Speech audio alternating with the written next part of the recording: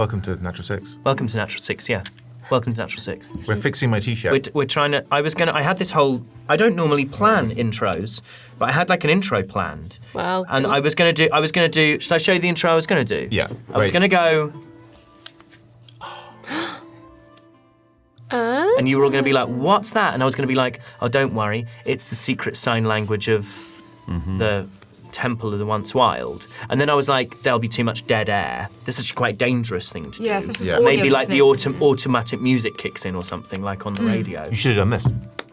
No. Can we stop doing Welcome that? to Natural 6. There's something not good on But then you were getting the biceps out. Holly was doing the foldy folds. Yeah. It looks great. What does my T-shirt say? Are we allowed to say it in the first 15 seconds? We're past that now. I have to be the most... first few minutes. Oh, is it? Oh, we were waking up, so that's yesterday, so... It's true, but we didn't say it. I have to be the most... And esoteric... Fudgeable. Yeah, fudgeable and esoteric wizard... In the tower. In the tower. Yeah. Now, here's the thing. Are we saying, do you feel esoteric? is it, look at me, I have to be the most, or is it, I demand, I have to be the most? I demand there is no more fudgeable than his. He says one means two. He says what so you're saying he is attempting to throw it off as like, I must be, and what Wilson's saying is beneath it there is a deep rage. Well, there's another angle which is not a joke. By my calculations, I have to be. Chaps, I've run the numbers. I've I just realized I forgot my drink. I guess I'm gonna be. You're gonna be drinking. Yeah, you're gonna be drinking. And that's because we're filming. Dehydrated. Yeah. You are water. She's just going to shrivel up. Well, Harry will build a special little break. I've still got lemonade. I've still got orange juice. She'll become a lil Irish raisin. Are there great raisins in Ireland? Well, I mean, yeah, we have raisins, yeah. That's not what you asked. Yeah, I did. Yeah, thank you. That isn't what I asked. I didn't say, do you have raisins? I said, are there great raisins in Ireland? Raisins. No, she's just thirsty. Same raisins. One raisin. Newsflash. All raisins are the same, says Wilson. Can I ask a question? Please. Both you and the audience at home. I'm sure many will be shouting at the screen. Yeah. What is the difference between a raisin and a sultana?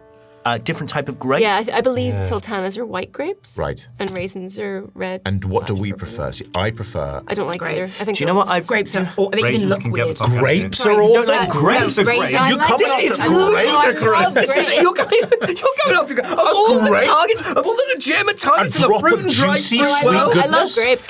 Frozen grapes. I love grapes. Frozen grapes. Have you ever freeze them and into your wine? Grapes in your wine. Oh my God. Store them, freeze them, wine.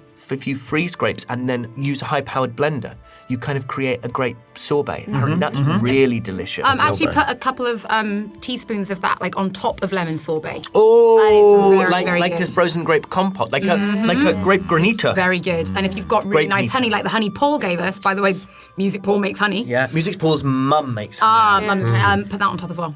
Cool I grapes. went through that honey so fast. Yeah, me too. Oh my God, so fucking fast. Paul, I actually thought about emailing him being like, can I have more honey? Can we have more honey? More honey, please. Can we have more honey, please? More honey, So please, good. Paul. I got a lot of the honey on my knees. Yeah, why'd you get honey on your Because knees? he's got the bee's knees. Because I was being chased by a beast. Being chased by a beast, and the only thing you could do was put honey on your knees. Why are you looking very Spelled concerned? I don't get this. Like, why do you not like normal grapes, but you like them frozen? I do like normal. I don't like grapes. What? You don't like grapes? No. That's weird. I don't like grape juice. Oh, I That's do. weird. See, this thing, I love tomatoes, but I hate tomato ketchup. What? Wow. Would you drink a Bloody Mary?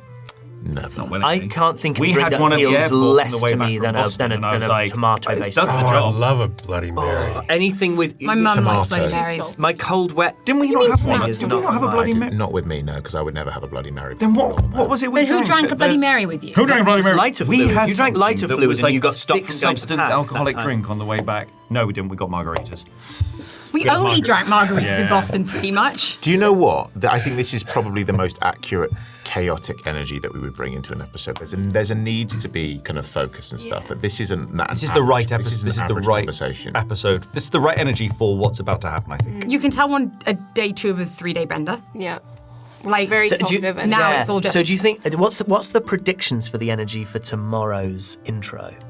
I think, well, it depends on how today goes. But I think we're bringing a lot more energy today than we did yesterday. I agree. Yeah, because I think you're We're warmed up. on But a... that's, We're warmed up, But that's yeah, also in the flow. because Ben ate 5 pieces of Terry's chocolate orange and fell asleep. That's true. Yeah. So he's like, He's down. he's had to like change his t-shirt and drink loads of coffee to make himself pretend like it's another day and he's had a full night. I regret it.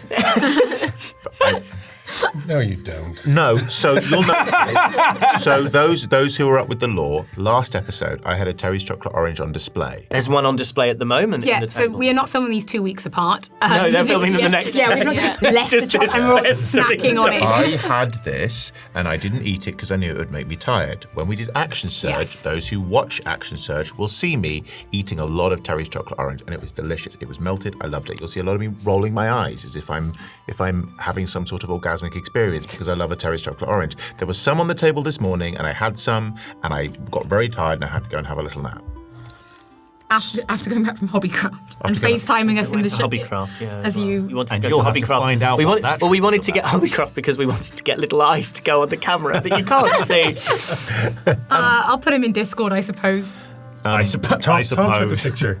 Yeah, Tom said. Yeah, that's the- what I'll put on. yeah. I'll put on the Discord when this episode He eventually. moves. The Yeah. only Peter downside files. is that because it's such a good camera, it's smooth. He's moving. It's Hey, hey, Peter. Hey, Peter. Do you Peter. think that You're playing with us, Because- Peter. because you're he's doing it. Peter, you're doing it. Ha ha ha. But because it's so good, it's so smooth, which Yeah. means you never get the full wibbly wobbly of the eyes. He's Do you know what I looking mean? at you. Oh hi. He's nodding. Anyway, welcome to long episode intro. 47 of Our Adventures in the World. Really weird. someone's just going to When post did in the we start comments? doing this? Yeah. It was like episode When? like 5 or 6. The episode started. Are you you just only realised? now figuring out that we've been doing that? We've discussed this 4 or 5 No, I times know, I've on been doing camera. it. He's I've doing been it anyway. With everybody all since we wobbly. started. I was just curious. When did when this was that? I think it was like episode 2 or Well, 3. let us know in the comments. It was not. It was. Let us know in the comments. It was a while. When was the first ep in which we started Okay, doing I'm this? taking bets. I'm going to say it was inside the first 6 episodes. No. No. After that. Within the first 6 episodes. I'm going to say it could be How much? episode What do you 6. I bet? bet it was episode. What am I 13. betting? I'm gonna look now. 6 dignity. Everything. Yeah. I'm betting I can't buy Everything. anything with that. What, everything? What did he say? No, 6 dignity. No. No. I don't think, 12 dignity. I think the exchange rate on yours is pretty weak. Yeah.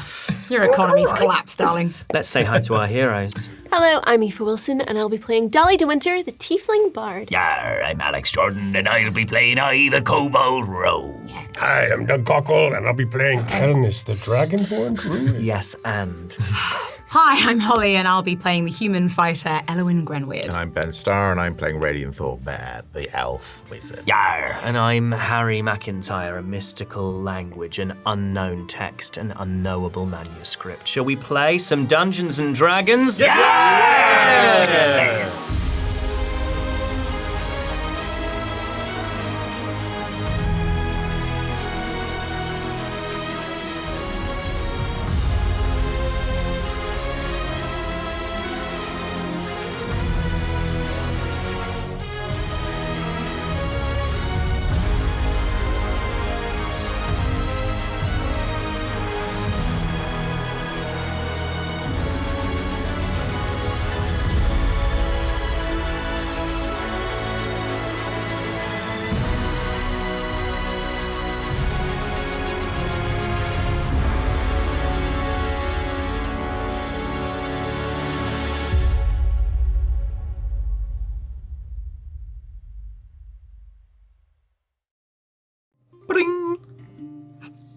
Thank you, Alex. These Setting plans the tone. important.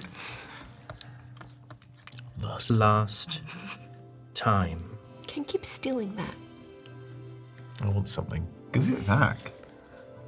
You began in the square at the top of the holdings in the aftermath of an epic showdown between Carriage, Kobold, and Calypso Moonrise. Taking in your surroundings, you realized how gloomy this city felt, a far cry from the joyful, untethered Taliska you had heard so much about. Deciding that it was high time that you found the Temple of the Once Wild, you headed into the nearby pine forest led by I, the character, not the me. After walking through the thick snow, you spotted the temple, a stone building tangled by a tapestry of trees and foliage, a brown-robed monk picking berries from one of the branches. You approached and asked for Magnus, this monk taking an immediate shine to you as a result. Though he'd taken a vow of silence, he was able to communicate that his name was Trey, and he soon led you to a set of hidden, flower-covered doors which he opened by holding up a pendant with a bronze tree of Thaelon that he wore around his neck. Within was a courtyard filled with summer flowers, beehives, and more monks. Trey, who, like Kelnis, was a native of Lathi, led you inside, where a crystal floor above you seemed to provoke some kind of vision in Radian, an unseen voice speaking to him of something that had long been hidden. You were taken to see Magnus, the leader known as the Hjort of the Order. He was an old associate of Lovak who had wandered the world before joining the temple around 20 years ago. Magnus was drawn somehow to Radian, asking him to stand next to one of the 4 stone statues that were positioned at the compass points of the crystal floor. He identified Radian as an Eladrin, just like the statue he stood beside. The other statues were of creatures you did not know, some horrifying, some shifting into visions of personal beauty. Radian asked Magnus for help in understanding the magic Barabask had used to project himself all over Reliquiae, and whilst Magnus was not sure he could provide the answers, he led you to somewhere that answers may be found. Down in a great crypt-like warren of libraries, you found the House of Unknown Letters, home to manuscripts that the Order had spent their lives attempting to translate to no avail. Radian was able to read these manuscripts, which appeared to be letters from Thaelon to her child, he who became the Spider Prince. Having learned this, your attention turned to how you might best muster the people of Taliska. Magnus gave you a rundown of the various districts and what you might do to get the population of each on side, including details of the annual boat race, the run, which was to take place the following day. He explained that the elders of the districts, as well as the celebrant of the city, nominally its leader, would be meeting to discuss the details in the Brass Buckle Tavern. Before you left, you spoke of how the people of Taliska would journey safely to Mouse once the mustering had occurred. Magnus said that he would be happy to lead them there himself, asking you about your next moves once you left the city. When you told him that you were venturing to Lathi to seek out the White Stag, Magnus told you that you should return to him before you leave. He had information you would need. Leaving the temple behind, you headed back to the square, finding yourself succumbing to the same flat listlessness that was affecting much of the population here. The effects were more pronounced in the square, subsiding as you reached the river's edge, but they assaulted you once again as you found the Brass Buckle Tavern in the Narrowings. Inside, you met Clutterbuck, elder of that district, who introduced you to the rest of the subdued organisers. Kelnis discovered that lesser restoration could wipe out the effects of whatever melancholy was seizing hold here, a use of detect magic proving it to be a form of magical enchantment. With the room a little more lively, you volunteered your services as the Narrowings sailing team, and a grateful Clutterbuck, who was going to skipper despite a broken arm, eagerly took you up on the offer. You learned a little about those who you would face in the other boats, and then Clutterbuck took you to see the vessel you would race in the next day. As you neared the boathouse, you felt the melancholy intensify, so much that Brower the shipwright could barely rouse herself to greet you. Clutterbuck promised you a lesson in sailing at first light the next morning, and you took your leave, returning to Lennox's estate and taking up residence in the guest house with the help of Malachi the halfling steward. As you rested before the long day ahead, a reply came at last from Moloch. He told Dolly that the reason you were chosen by the web is because you were unloved, unwanted, that you were already dead. And that's where we are. Now, Dolly, you are in your room, this large guest house, extraordinary in its scale and grandeur, which has allowed you to have 5 private, extremely comfortable bedrooms, means that you receive this message with none of your companions near you. But it is very much nighttime.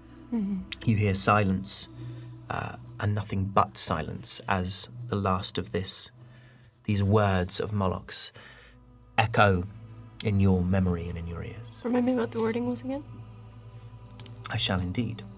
The exact wording was, and I realised I may have fudged it when I read it the first time, so this will be very interesting to see if I can read it exactly the same way.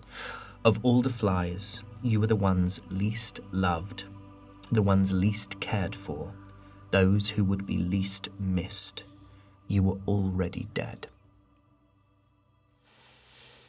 I'm gonna reply. I'm gonna say,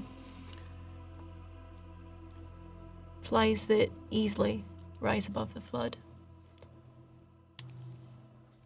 You ran, but we'll never hide again. Okay.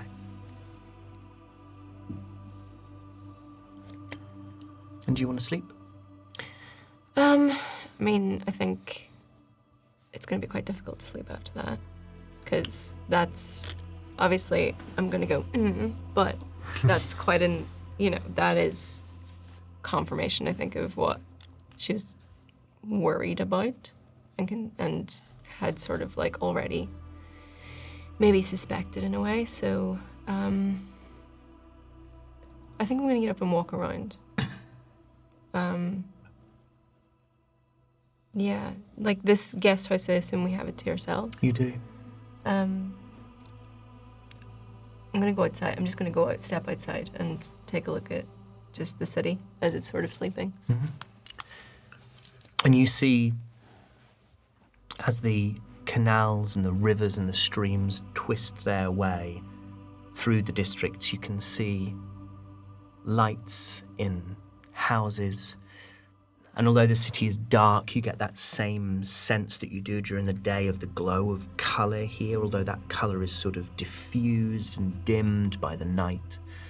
And far in the distance, you can see the shoulders of the splinters, the mountain range, which almost partially encircles the great space where Lathi often is, although from where you are, you can't make out the tops of the trees, you cannot see the walking forest.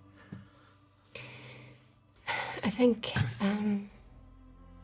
without, just for a bit of flavour, without really using it, it's just gonna use Fount of Moonlight, kind of just like draw a little bit of a glow from her hand, or cast it up into the air, and watch as it moves. Not dead yet. And then she's gonna go back into the house.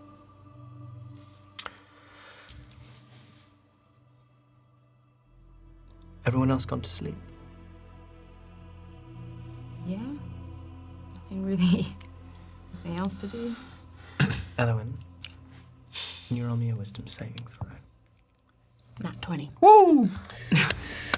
Wee. You see through the dream. I'll tell you what you see. Okay. Can everyone else get out? Oh! So, Elowen,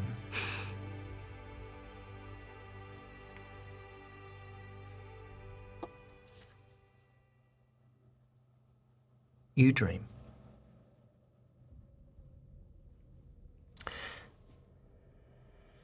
And you dream, and you see your brother, Torian, opposite you at a campfire, on the road north, in between Rowanhammer and Taliska. And you see what you had seen at the time. You see 2 crossbow bolts. And when you dreamt this before, you looked at that tiefling, and the tiefling's face changed and became eyes. And you set off running as you did in that dream before, running after I.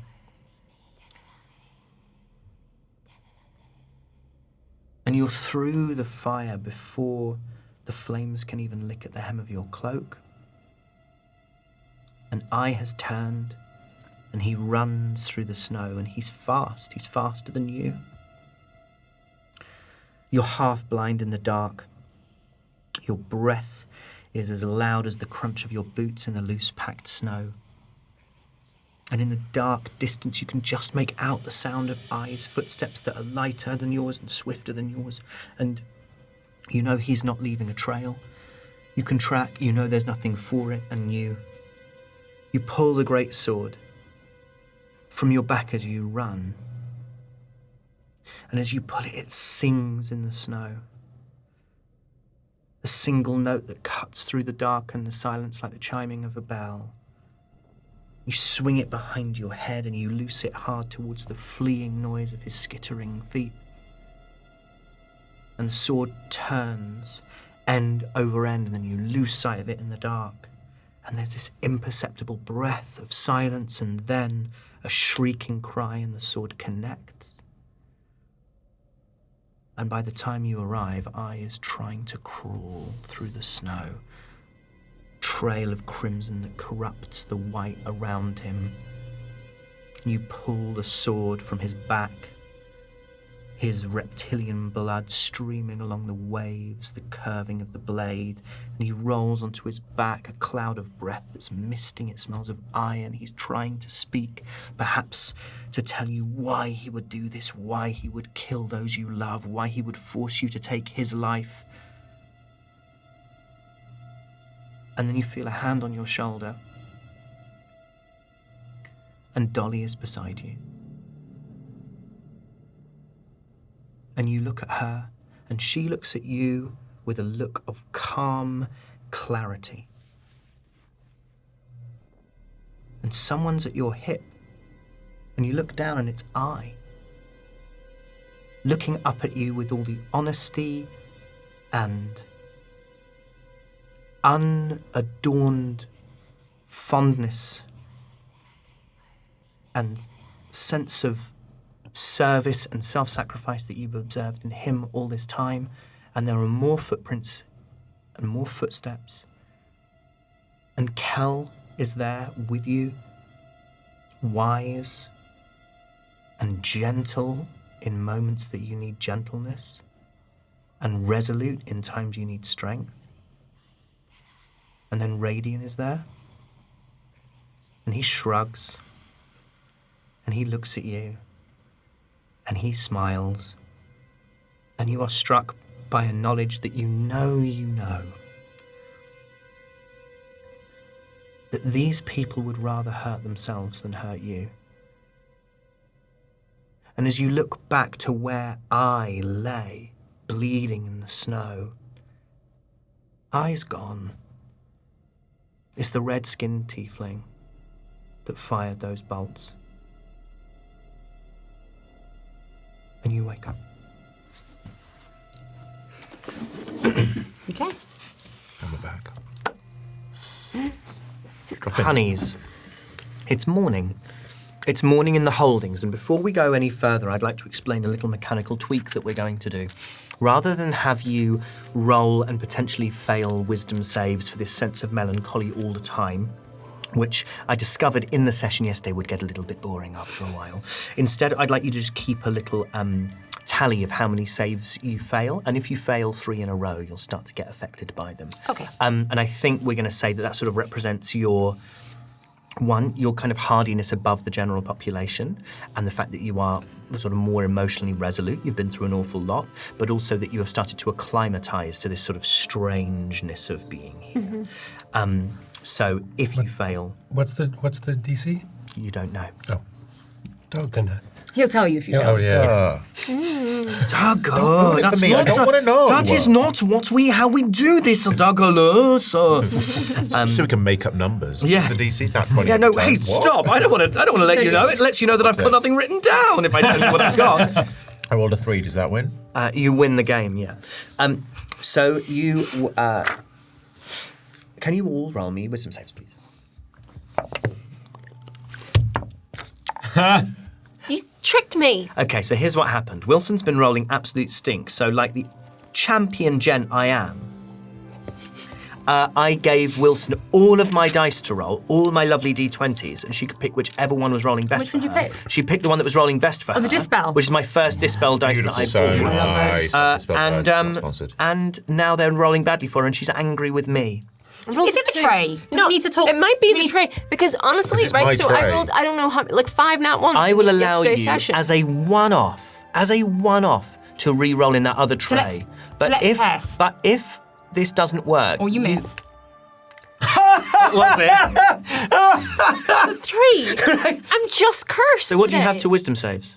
What? What do you add to wisdom saves? Oh. Plus 15. Can we sage Plus you? 1. Okay. There's a fail. It's a fucking Can bullshit. we 18. sage you? What's Pass. wrong with me? Do you Yeah, I want- think we need to. Do you want to swap trays? Kel, what did you roll? Kel, what did you roll? 10. Passes. Happy to be here. 18. Passes. 7. Passes. Oh my God! wow. You really DC 5. fucked up. It's DC 5. This one is a DC 5. So can you just note down They're that not you have gonna one be fail? DC5, so don't- You're They're not. awful at this they're not game. all gonna. They're not all gonna be DC 5. Don't try and track the Yeah, yeah, mechanics. yeah. I understand the When did you mechanics. get? When I did saw you him get go so into bad? his notebook. It's When did you get? But she was good to begin with. At First D&D. couple of Why is episodes, she was bad really at good. D&D? Yeah. She's really Yeah. bad. really good at No, you're bad. Something's gone wrong. You're a terrific role player. You have great story instincts. You really suck at rolling dice. Yeah. Yeah, because that's the basic. Look, I'll roll it now and I'll get a really high number. Look. Yeah. It's a shame There. that's the cool. Like with my plus 10 modifier, that's a 23. Yeah. It's a 13. It was more. I haven't rolled more than a 10 in forever. So That's a roll I'm nothing, scared so because I've it's fine. started Anyway. strong. So maybe it's what you heard. But that was kind of swirling around your mind during the night. And it's tough to shake something like that. And you're kind of holding the burden of that alone for now. And so that just is...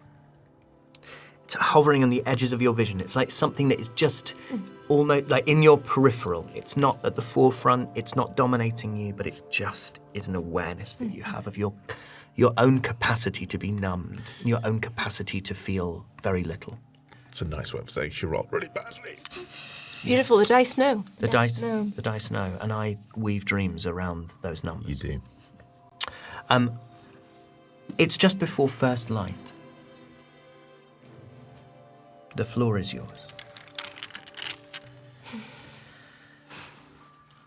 Not all at once, I mean. Radiant will have been up before everyone else. Yep, absolutely. So he's probably just idly just sitting outside of his room, finding it difficult to concentrate after the information that he was given the night before. So if anyone were to see him, he'd be sitting outside of his room, just kind of his head, his kind of hands around his knees, just kind of just thinking wistfully about, not wistfully, thinking about what's happened.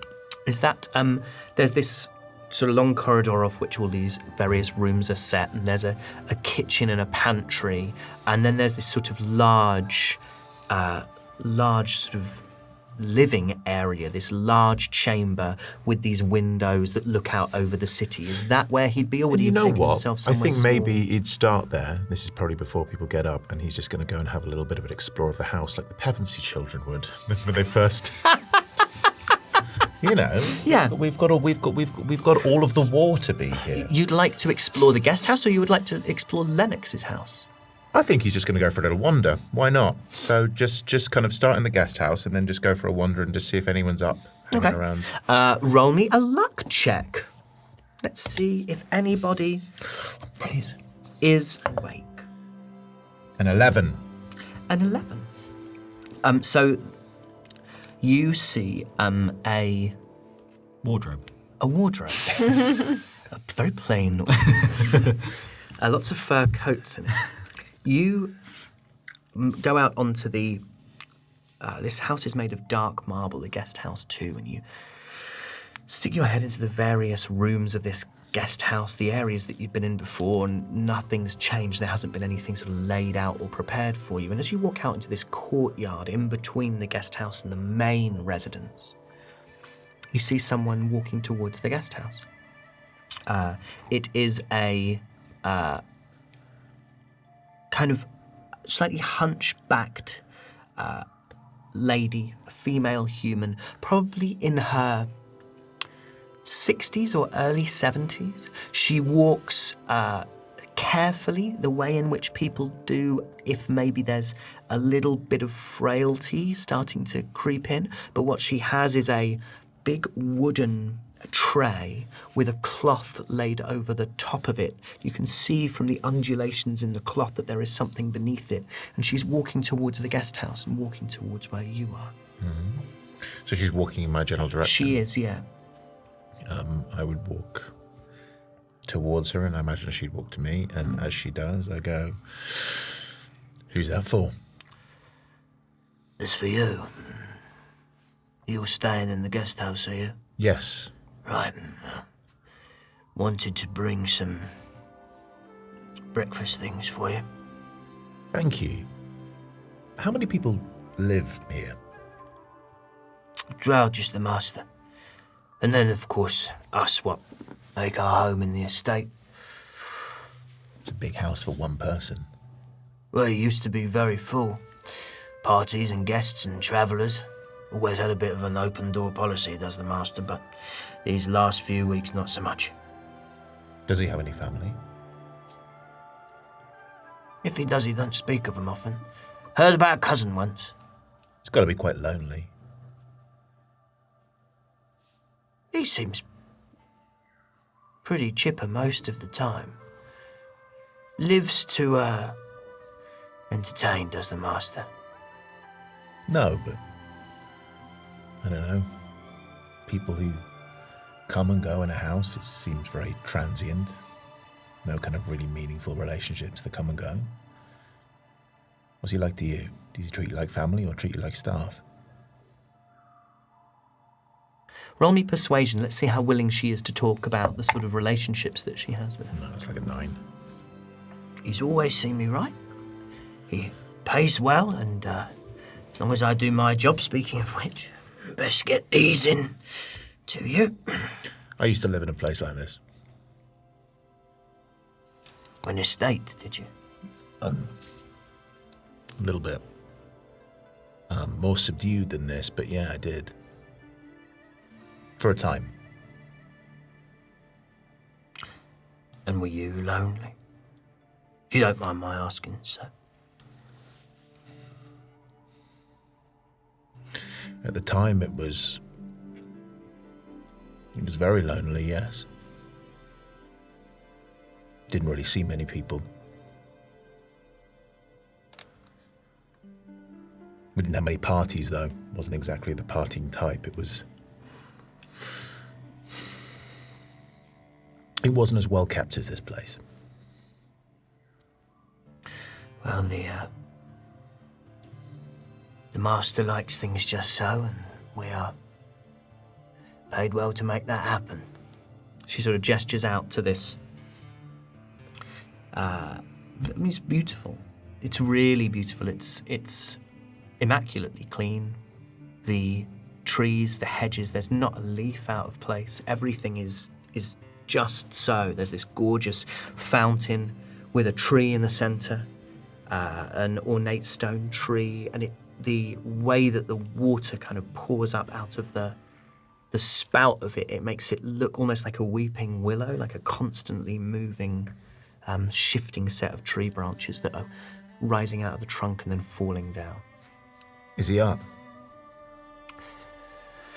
I don't know. I've left him his breakfast, but he was not himself last night. Ask him the next time you see him if he's ever heard of the Thorn Bears. The Thorn Bears? Yeah. He might know.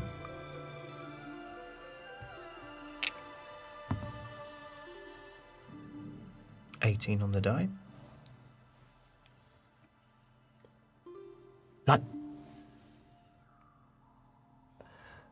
Like the radiant Thorn Bear. Yeah.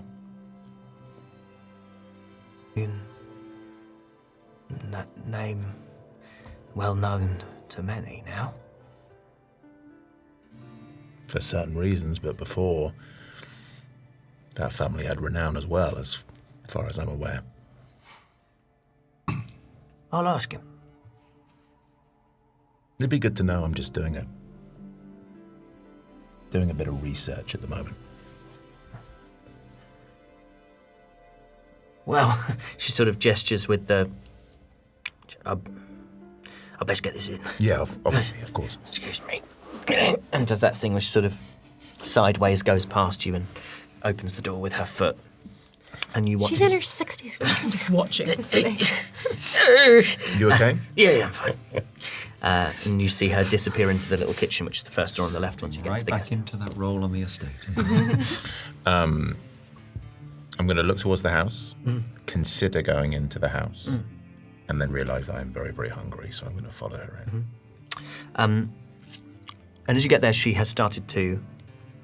She's taken the little cloth off, and it's freshly baked loaves of what look like kind of enriched dough bread, like a kind of milk bread or a brioche. They're shiny. You can smell a lot of butter in them. You can smell a sweetness there. Here, let me help you with that. They're probably not up yet, so I can help you, if I may. Of course. Wasn't sure exactly what you like, so we've tried to do what we can to anticipate. There's She pulls out this sort of big pot of steaming porridge filled with raisins and sultanas and seeds, a pot of honey. There's these, as I said, these sort of milk breads and enriched doughs, and selections of jams and little pastries. I used to butter. do this, you know. you used to.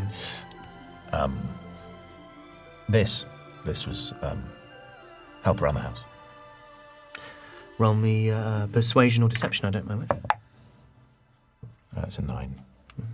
Oh. I wasn't very good at it. Well, yeah.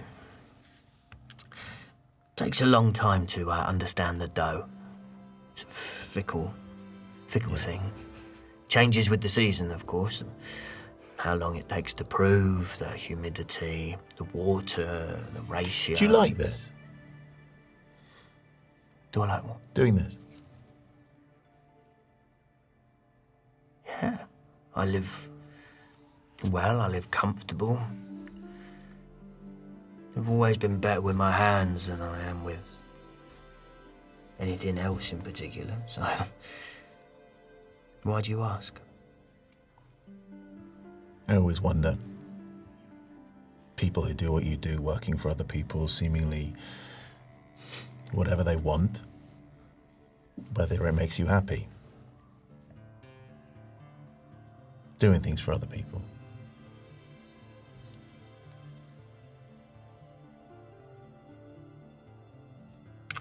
Roll me persuasion with advantage.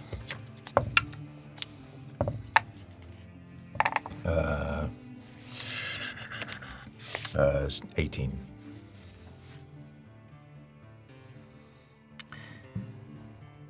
This city, when the banners are waving in the breeze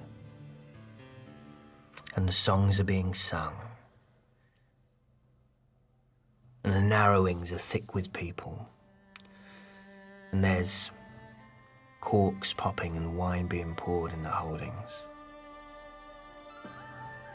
and you can hear laughter from the bows drifting up to the top. When all the feasting and the revelling is done, She points out the window into the courtyard. There's a little tree, smaller than the rest.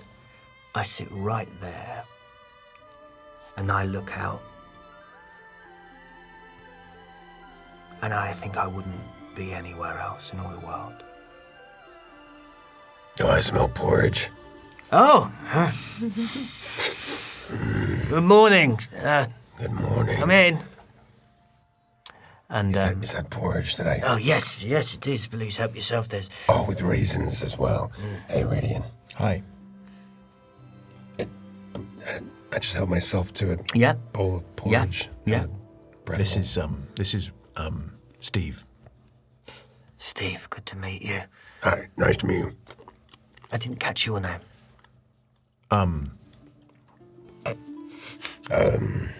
What was my Oh, 5, No. 4. this is 3. my brother Carl. Carl. He's a cobbler. Cool. Nice to meet you, Carl. Cobbler by trade, a noble trade. Me. Yeah. You're wearing Grumgrunkle's boots. Oh, yeah. Good no, boots. Wow. Yeah. No, you got to take great pride in it. It's why I asked you, working for other people all the time. Everyone's got to wait for someone. Absolutely. I also work for Pamela as well. Oh, the singer. Yeah. Yeah.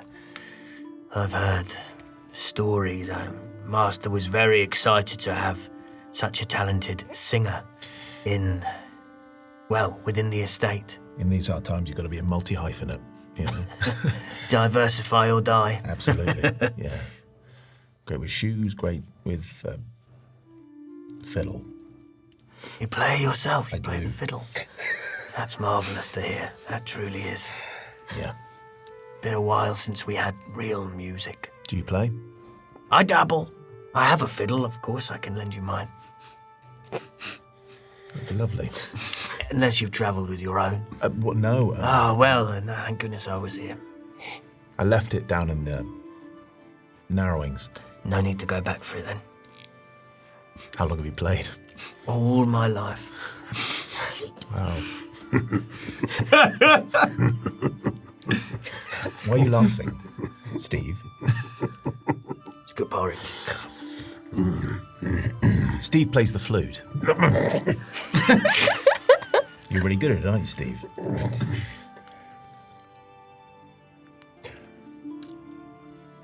I'm excellent. I wouldn't doubt it. Such a singer would require a backing band of extraordinary skill, a retinue of ensemble players, over which the lyrics and the melody would flow like fine wine. You should hear Pamela's voice. It's exquisite. I can hardly wait. You know what? It would be an honour, actually. What was your name again? Smoss is my name. Smoss. Listen, if we ever do end up playing for your... Well, you will. I'd love for you to join us. In what capacity? Well, you said you played the fiddle your entire life. I'm sure it would bring Lennox great joy to see someone who's worked so hard for him also show off what they can do outside of work. Carl doesn't just play the fiddle, he also dances. Yep. And sings. Sometimes he does acrobatics as well. I don't know. I don't have songs for great halls, evil times. Listen, if it makes you feel uncomfortable, that's okay. But Pamela is the kind of person that when you see her sing, it just inspires you, you know? Isn't that right? Oh, you really should see him dance, though. I look forward to it. I'll leave you to your breakfast, of course. No, don't. No, listen to him play some flute. No, please, Steve, I insist. And it's warming up in the... Maybe later. Can the rest of you roll perceptions? See if this has woken you. 14. 14. It has. Oh, hell no, I'm finally enjoying some sleep. That's a 2. 16. Yeah, you wake. Dolly and I wake up hearing this sort of clatter of bowls and plates and chatter coming from the kitchen. I believe it would be amazing if Steve just play something for Smoss. I have to be in the mood. Oh, I understand the muse. Doesn't always flutter down and land on the shoulder. Carl, however, doesn't need any music to dance. Perhaps if we just gave you a flat 4/4 beat. Can I roll performance? Yes, you may. Come on, Carl. Show her what you've got. I'm not going to tell you what I've rolled. Okay, but I want you to tell me what you're attempting. So what Carl would like, he would like to essentially, the first thing that comes into his mind is that of a step ball change, side to side, Yeah. like a Scottish dance. Yep. So there, he'd like to do that, and he, for some reason, feels compelled to like stick his arms out to the side and then do step ball change like that. And he's trying to make direct eye contact for some reason with Smoss. Probably see what he rolls. What did you roll? I rolled a 6. Okay, so the hands come out. The top line is lovely. Yeah. The hands are exactly where one might want them. that the feet are an absolute fucking mess. Yeah. And the first step will change. The floor is slicker than you thought, and it sends you sliding hard, fast sideways into a cabin, like a freestanding kitchen dresser, filled with cups and plates and various accoutrements. This does wake you up. Ow! Oh, Sorry. Carl! Carl! Sorry, I obviously had a long night, so. You should be careful. You shouldn't perform without warming up effectively. You know. Yeah, that's it. That's what's wrong here. He didn't warm up. There is something there, though, isn't there? There is. I think so. He's not at his best in the morning. I would hope not. I do have a tendency of throwing myself into situations that I'm not particularly prepared for. I have form. Good morning. Morning. Good morning. Morning, Pamela. Pamela. Yes, hi. Oh, That's me. my yeah. name is Smoss. I'm the cook here. Just brought you and your retinue, your that's band, nice. your ensemble, some breakfast Thank things. you. Been speaking with Steve and with Carl. Yes, Steve and Carl. Yeah, my Fiddle player and yes, of course. dancer. Your dancer slash Couldn't your do fiddle it player without slash them. dancer and your flautist. Dancer. Really? Well, it hasn't by reputation, if not by. Of course, and I'm not particularly. I'm more of a slow. He's more of a waltzer. That is true. He does a beautiful waltz. We were speaking of your voice, in fact, Pamela. Care to give us an early morning? No, not this early in the morning. I'm saving my voice. We've got a lot to do today. No, don't be shy. You could warm up for us. No, I'm a little shy. It's fine. But please don't want to hear that. Not, it's, you know. Roll me deception. And you went to go for that dice and then, oh my God! Thank God for your... It's a plus 11, so it's a 14. Okay. I saw you go for that dice and I then know, go, it's like, no. no. And I think she's too polite to insist. But you do see like a sadness, a disappointment. No, Some other time. yes, rest is Yeah. is important. Not before breakfast. The porridge is fabulous, by the way. Oh, I'm so glad. I really am very glad. Thank you. so I comes wandering down. Oh no. Oh, children. That's this many episodes. I thought we'd drop this. And essentially, what you're witnessing is a sportsman before the big game, right? where they're just like, they're walking. You see all those shots of them before, you know, they're arriving at the stadium sort of thing, and they've got their headphones in, and they're just kind of walking. They've got something tucked under their arm. Like when the swimmers come out in their full Exactly. gear, but they're still listening to. Yep. I assume the high performance podcast. So what you've got is I casting prestidigitation in a way that sounds to you guys like you would hear just loud music coming from headphones, because he's focusing this noise right by his ears, and he's getting himself into the headspace of what's to come. But obviously his only frame of reference is their previous experience on a boat. So what you're hearing is the sounds of waves and then shrieking in battle. And just literally just being like, Which was a time that Dolly was dragged into the water by a dead creature's hair. And actually one of her best quips ever. and he's kind of just staring into the middle distance as he walks, and he just walks straight up and he just takes a pot of honey. He just cracks open a pot of honey and he just starts. Like Winnie the Pooh. It's a big day for him, don't mind. He's in the zone, I guess. He kind of looks up and he's,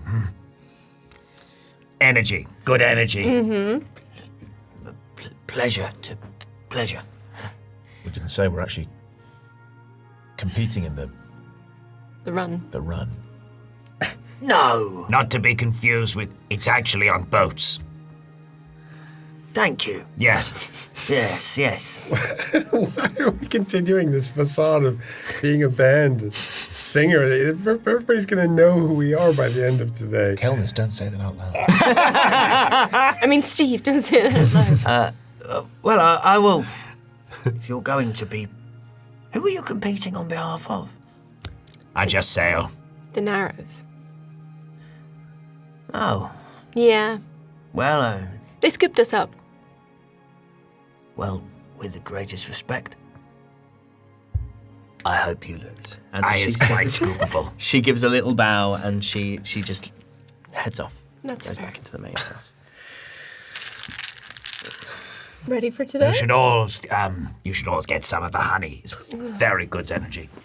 I'm good, actually. Are there any? Is it like one pot, or are there little pots of honey, or? You can certainly. This is a well-stocked kitchen, so you can, if you need little sort of 5-hour energy style shots, you can decant into little vials. I would like to decant into little vials that I can put away, and I'm there going like, and I'm counting. Like an energy sachet. But in order to count, because I can only go up to 4 and there's 5 of us, I'm having to literally place one down in front of where I'm looking at them. So I'm like placing and then looking and going, right. And it's taking about 5 minutes just to ascertain I have the right number. Although Elwyn's not here, which is going to throw your maths off massively. Oh, I'm totally... Which means you could do it. You can do it for the form. Oh, that's one for everyone. So I suppose I hear that big old crash, wake up, and you have that, is there trouble kind of feeling? And then I don't hear anything else, so I'm just going to assume it was an accident, not a struggle. Yeah. In which case I'm not rushing. But yeah, I essentially start to get dressed, start to gather my things. It's kind of the first night I've had a proper good night's sleep in a while, so I'm actually feeling pretty refreshed. And you hear the click of the door. You don't know why, but you can gather that someone's just left the guest house. You're not sure who.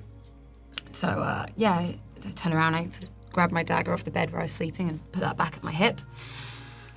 I go over and grab my mother's sword, put that at my hip, and just next to the door is the great sword, sort of leaning up to it. And I sort of just crouch down in front of it and I run a thumb along the edge of the blade. And I think how Calnus wouldn't ever lie to me.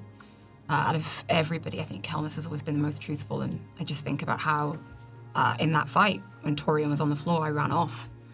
But Cal was the one that saved Torian. So if Calnus is telling me that something about this blade is wrong, why would he lie? So I just run my thumb along it and I sort of just almost speak to it. I just say, what are you? Roll me a wisdom save. 11. 11. You can add Calnus's name to your little list. Okay. And with that, I stand up, fix that sword to my back, and I guess I need to find out what they broke this time. What does Elwyn see when she walks into the kitchen? A jar of honey flying towards her. Roll me an athletics. That is a 26. Wow. Like Crouching Tiger, Hidden Dragon style, just... Make sure you takes it with you for the energy. Well, you just want me to... I'm just scooping this out It's of up to you. I find getting my tongue just going down into it is the easiest way. We're on a boat, we're in a race, and we're going to all, tongue the honey? That's what I was thinking. Episode title sorted at least. I just put it in my pocket. He's happy. I don't want to upset him. It's really early. So by now so the sun is rising. You can see the first sort of yellowy, dusky pink of it appearing from behind you and going over the city. What's the deal with this place? Are we going to be staying here for long? We're just staying for the night. I think as long as we want. He seemed really eager to have guests. Oh, well, it doesn't make me feel super depressed. I sleep pretty well here. Sooner or later, he is going to find out that we're not who we say we are. Well, maybe we'll get lucky. I don't know. Let's just see how long this lasts. I don't know. He got the wine and, I don't know. Are we not kind of cool? Surely that's a pretty good story for someone like him to tell, how, he's looking after us, the last light. We'll worry about it later. We've got bigger problems. I have to learn how to play the flute. Yeah, you also have to learn how to row a boat. So, one thing at a time. Thank you for bringing us back. Wait, why do you have to learn how to play the flute? Oh, Radian said I played the flute. He told Smos. Smos? We could see how hard it is going to be for you learning how to play the flute, considering you can't remember her name. The flute's pretty hard to learn. She said her name right in front of you. Radian said that I called him Carl. Why'd you call him Carl? Because he called me Steve. We're all doing the Pamela thing. Oh, yeah, we're doing that. Sorry, is you talking about Smos? Yes. Yeah. I heard from insides. He plays the fiddle. You don't play the fiddle. No, I don't. He doesn't dance either. Why would you be dancing? Listen. Wait, was that the noise I heard? I have an ebullient sense of optimism, and I think that I can do things that I can't. Maybe you can. We'll find out. Those things are kind of hard, you know. I don't know. I have this urge sometimes. If you To don't dance? if you don't have a memory, what if before I was really good at something? So sometimes I just think maybe I am, and I have a go. I'd say the pile of broken plates says you weren't. Yes. We have yet to know if Dolly can sing, also. I can tell you right now, it's not looking good. We're the worst band ever. Thinking of things that we can't do. We're looking forward to today. No. Yeah. It'll be fun. Give I a little high five on that one as well. This is exciting. Is it? Yeah. Okay. What's got you? Do you need Callus to heal you? No, whole, it's just boats, you know. Physical activity. I don't know. I'm sure it'll be fine once we're out there. It'll be fun. Everyone's screaming your name. Bit of competition. Get to hurt some people. Get to win. Winning's good. Winning is good. Are you stood by a table or a chair or anything like that? Or just like... Sure, I can be. I wants to climb. I climbs up on the table, walks down to the end of the table where you are, just puts a little claw on either side of your face. I need you to have your heads in the boat. My head in the boat. Yes. Do you mean head in the game? We're not playing a game, we're sailing. Okay. I can try. Get your head in the sail. Okay, I will try for you. Okay. We're good. We're good. I'm also thinking we need to come up with a name for the boat. Maybe. What is the other boats' names? We had We have the Sun Song. yes, Which is a good name.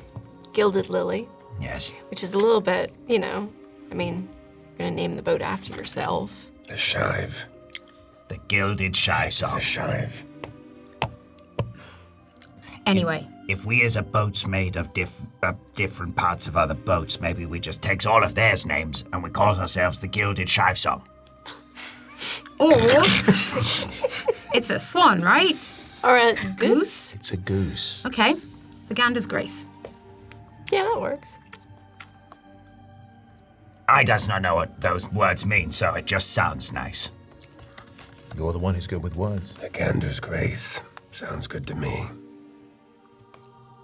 I mean, the name doesn't mean much if we can't sail it, so I don't know. I think we should go and maybe tackle that. I has been thinking about this. Yes, I'm sure you have. We may not be the best sailors, but we is a good team. Not to be. And we does not know, we might get there and we might find we is actually quite good at it. We has had some success in the past. But I was thinking, what if we doesn't need to be the best sailors, but we might maybe does a few little tricksy things and sets a few trapsy things and does a few bits and pieces before the races is even beginning that maybe just does little helps for us. You mean sabotage? If that's what all of what I said means, yes. Well, I think it's a good idea. I don't fancy losing today. I'm getting the impression from the way that you are as you've thought quite long and deeply about this. I reaches into his He pulls out a pulls out a little hat. Wait, where did you get the feather from? I is always carrying feathers. And okay, So Oh, I you is look so fancy. so there's little holes in the hat. My hat. That is, yeah, that's Sarah's hat. There's There's a little. great many things, but there's not a pirate's hat here at this studio, and we don't know why. There's two little holes in his hat that his horns perfectly slot through. So he's obviously taken some time at some point in his past to cut out some holes just right. So I was thinking, Dolly, Pamela, is we doing this here? I think we're safe at the moment. Okay, a Dolly. You has a good way with words, and you, I don't know, maybe gets inside the heads of people. So I was thinking maybe there was some things you could do to 1 or 2 or more. I'm not sure. 3. There's another number after that. The captains. Some things to get inside their heads. Yeah, leave it with me. Akelnis. Is there anything you has that might be tricksy up your sleeve?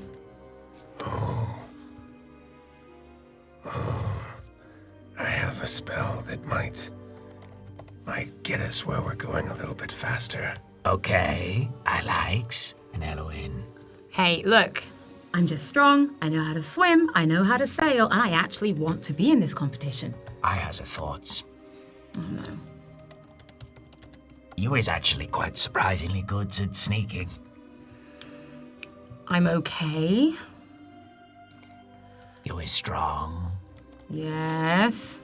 What if there was some things on another boats that could break a little bit easily?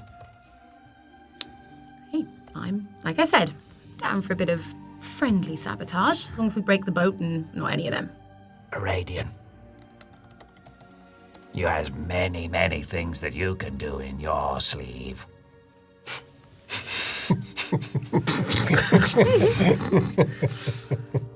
Yes. I thinks there is things you can does whiles we is on the water.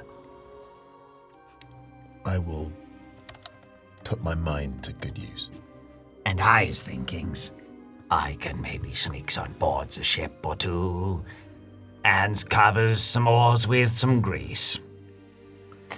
You want to grease up the boat? Yes. You want to make slippery boats? I wants to make the boat so slippery. You might be an evil genius, you know that. By now the sun is really starting to come up. You're meant to be meeting Clutterbuck at first light. When you does your click as well, Yeah. and he makes things break, Oh, yeah. does he think you could maybe point that at the big bits in the middle of the boats with the big bits of cloth? Please. Get me close enough, and then give me a real challenge. See, I knows how to use these boats. You know that none of this matters if we're actually going to be late. Then let us go. Okay. I grab a couple bread rolls and stuff them in Don't forget the pockets of honey. Make sure you is stocked up on the honey. Big scale, you'll need it. my honey. You make your way out of the guest house, and the sun is starting to rise. It's a really, really beautiful morning. Clear skies, little blue other than these tiny kind of wisps of cloud. And although it's early, the square is more sort of bedecked in various bits of finery than it was yesterday. There are these red banners flapping everywhere, these bright red banners which have a picture of a lily on them, sort of embossed, sewn into them. Can everybody roll me wisdom saves, please, as you approach this nasty square? Natural 20. Ooh, I got a natural 22. And me. Okay, pass, 15. pass. 13. We all get a natural. We all got an option. Right, that's You what can roll your next one with advantage. We got nat 20s, so we get a bonus because all 3 of us got nat 20s. That's trip 20s. That's trippy nats. That's the first time that's ever happened. Yeah. Yeah. In the history like of D&D a, ever. like What did you guys get? What did you guys I get? failed again. I got a 15 and I passed. You got a, what was it? 13. 13 and failed. The loser's 13. I'm very sad. So many. So places. two fails, but you're still mechanically functioning absolutely as you should. That's how I go about every day. She's genuinely annoyed. So annoyed about my dice. The square is more full, and you can see that it's even permeating through the sort of funk, permeating through the melancholy of some people, there is like a little bit more excitement. It does feel like a big day. There are kids running around, and they've got these red flags with a lily on them that they've sort of wrapped around themselves like capes, and they're sort of running round in circles. It's all red here, and it's all lilies. Are you gonna stairs it, or are you gonna get a carriage again? I is gonna stairs it. For the warm up? Yeah, 100%. To get live. I'm absolutely vibing this competition. I'm going to join I. Okay. So the two of you start to sort of make your way down the steps, and Occasionally doing like 2 steps down, 1 step back, 2 Yeah. steps down, 1 step back, just really making sure we're. it's like this. It's like this. So many years ago, my wife and I had to drive one of our nephews, who was 2 at the time, home from our house to where he lives, which was about an hour. And I referred to the journey as a stream of quiet bullshit that this 2-year-old just said, but just talking literally the entire time, not really about anything, and at a volume you could sort of barely hear. And I feel like I is strategizing a stream of, maybe not even that quiet, but strategy bullshit the whole time. Lots I am the of tiger himself. ideas. There's going to be ropes. So, Yeah, I'm he's just- active listening. And he's, and he's essentially Cool, funny, just, fun. he's Did just they- listing things that he remembers. planks and a board. There'll lots of wood. Are you going to carriage it then, the other 3 of you? I mean, I'm very, very low energy right Okay. now, so I'm just... So Dolly hails a carriage. Yeah. Radian jumps in. Kel? I'm in the carriage Yeah, with Kel everybody. too. Yeah, You- well, it's a copper piece or 2 copper pieces to make your way down. What's up with you? I don't know. I guess it's... Yeah, it's just... Not really looking forward to today, you know? It's not really my area of expertise. You sure you're not affected by whatever's going on? I'm sure that's that day. it's not like you, Dolly. It's like you're somebody who's, the dice just ain't coming up with the numbers. Yeah, well, some days are like that, right? I'll pull it together for this thing, I promise. You don't need to. Well, I do. But if you don't, it's okay. Oh, look at his little face. Can't let I down. You can hear him from the stairs. And then we go! Echoing off the side of the hill. So what? You feel like shit. That's okay. We all do sometimes. We all feel like we're letting people down, but you're not. Yeah, the whole point of us being here is to rise the populace. That's literally my mechanical function. But, it's... I think the point that I'm making is don't punish yourself because you don't feel your best.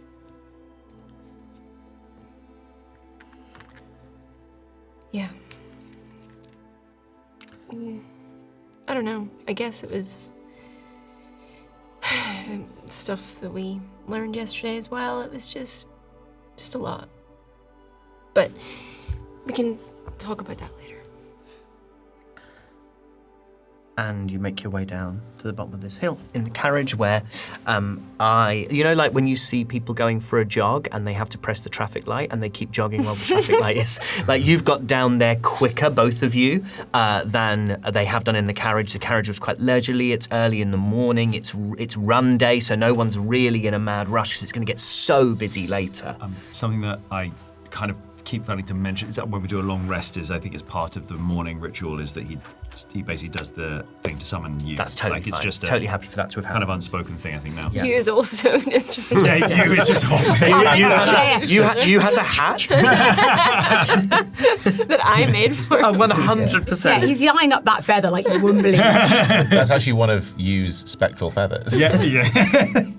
Like there's a TikTok account called the Hoodie Collective where they just it's a sanctuary for owls and they just put little hats on the owls. Oh. It's so cute. That's so you coded. Hell yeah. Bird thing. Chickens in pants, owls in hoodies. Right. And you reconvene down the bottom of the hill and you cross over into the narrowings. And once you hit the narrows, suddenly it's blue flags everywhere with a bird's head and feathers all adorning these banners. And where before you saw washing hanging from these lines between the overhanging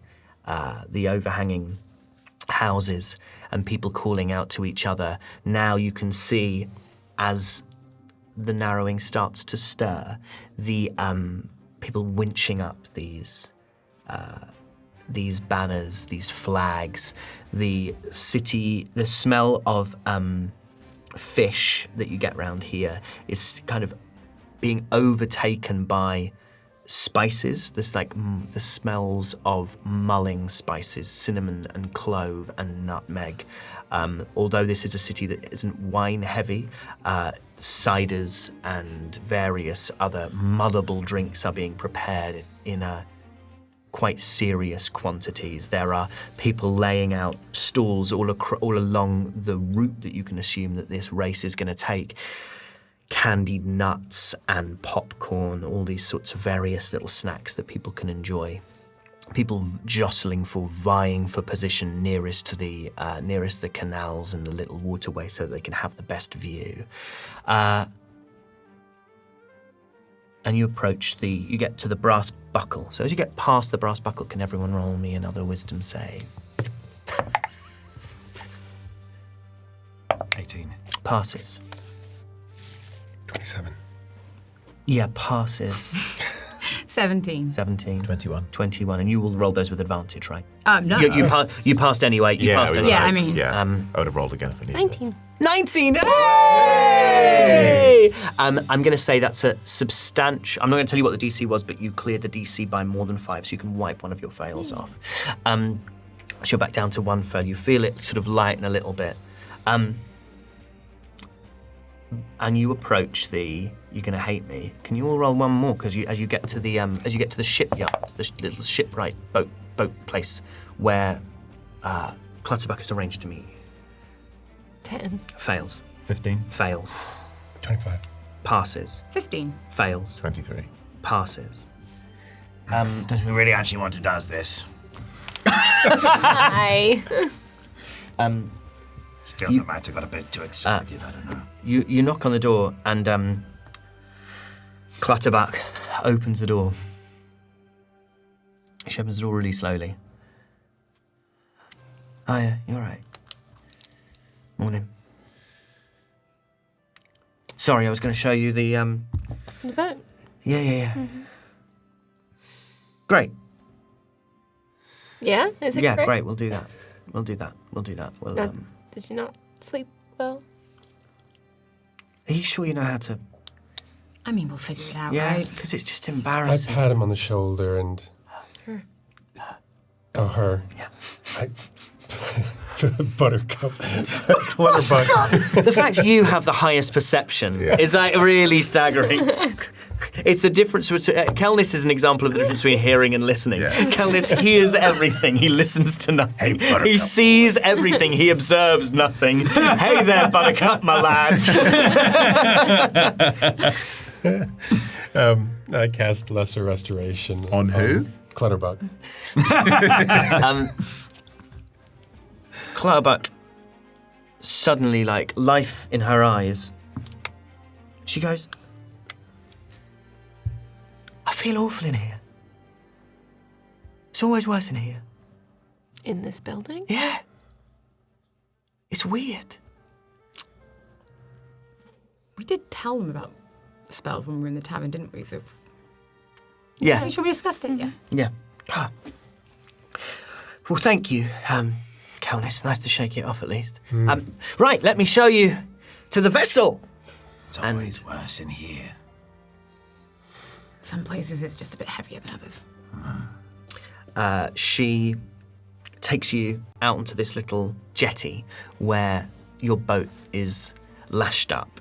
You can see that the mast has been repaired with big sort of lengths of almost like black cloth and wrapped. You can see where the mast, maybe it's 2 different parts of different masts, where the sail, like the kind of crossbeam that has the sail, that looks like it's had to be reattached multiple times. The sail itself is slightly discolored, but what is still beautiful is this prow, this head of maybe a goose. What does he, Bird. what does he think, bird person? Bird person? Is that how you see me? It's one of your things. It's one of many things. Many things, but you is the bird one, so what does he think?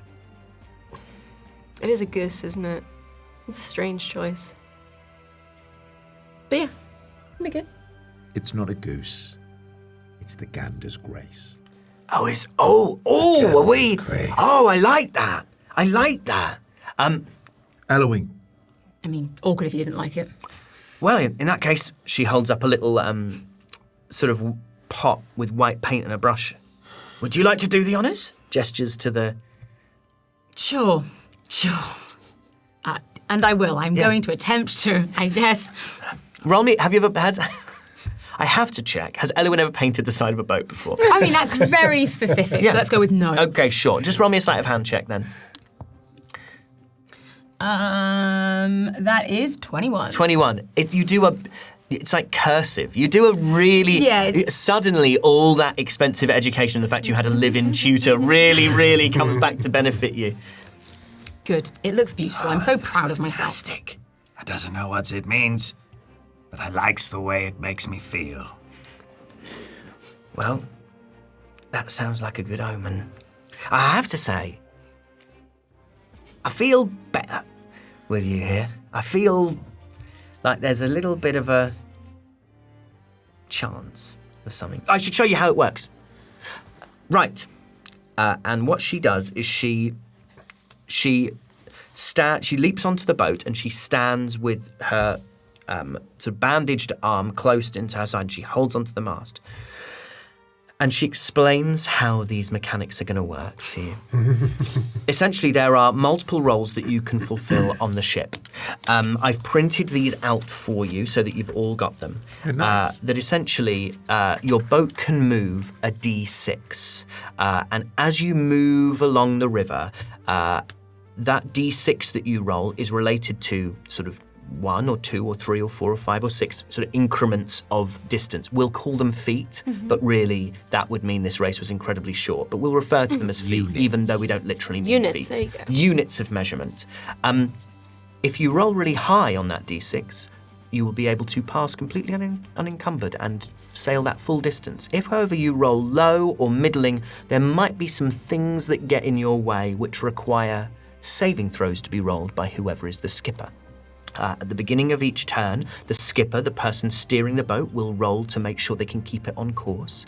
Then there is someone, and these are now all optional positions, you can have someone in the lookout, and that person in the lookout can add a D4 to any saving throws as they give the skipper the heads up on what's coming around the bend.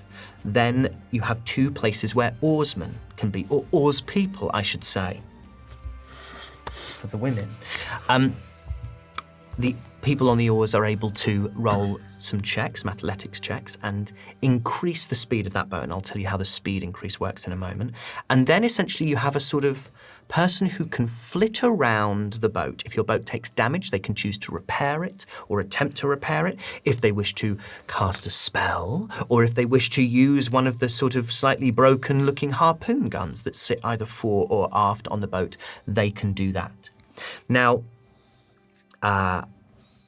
you'll be rolling a d6, as I said, for the speed of your boat. However, if you want to try and go extra quickly, you can choose to roll a d8, but you will suffer a 1d4 penalty to any saving throws.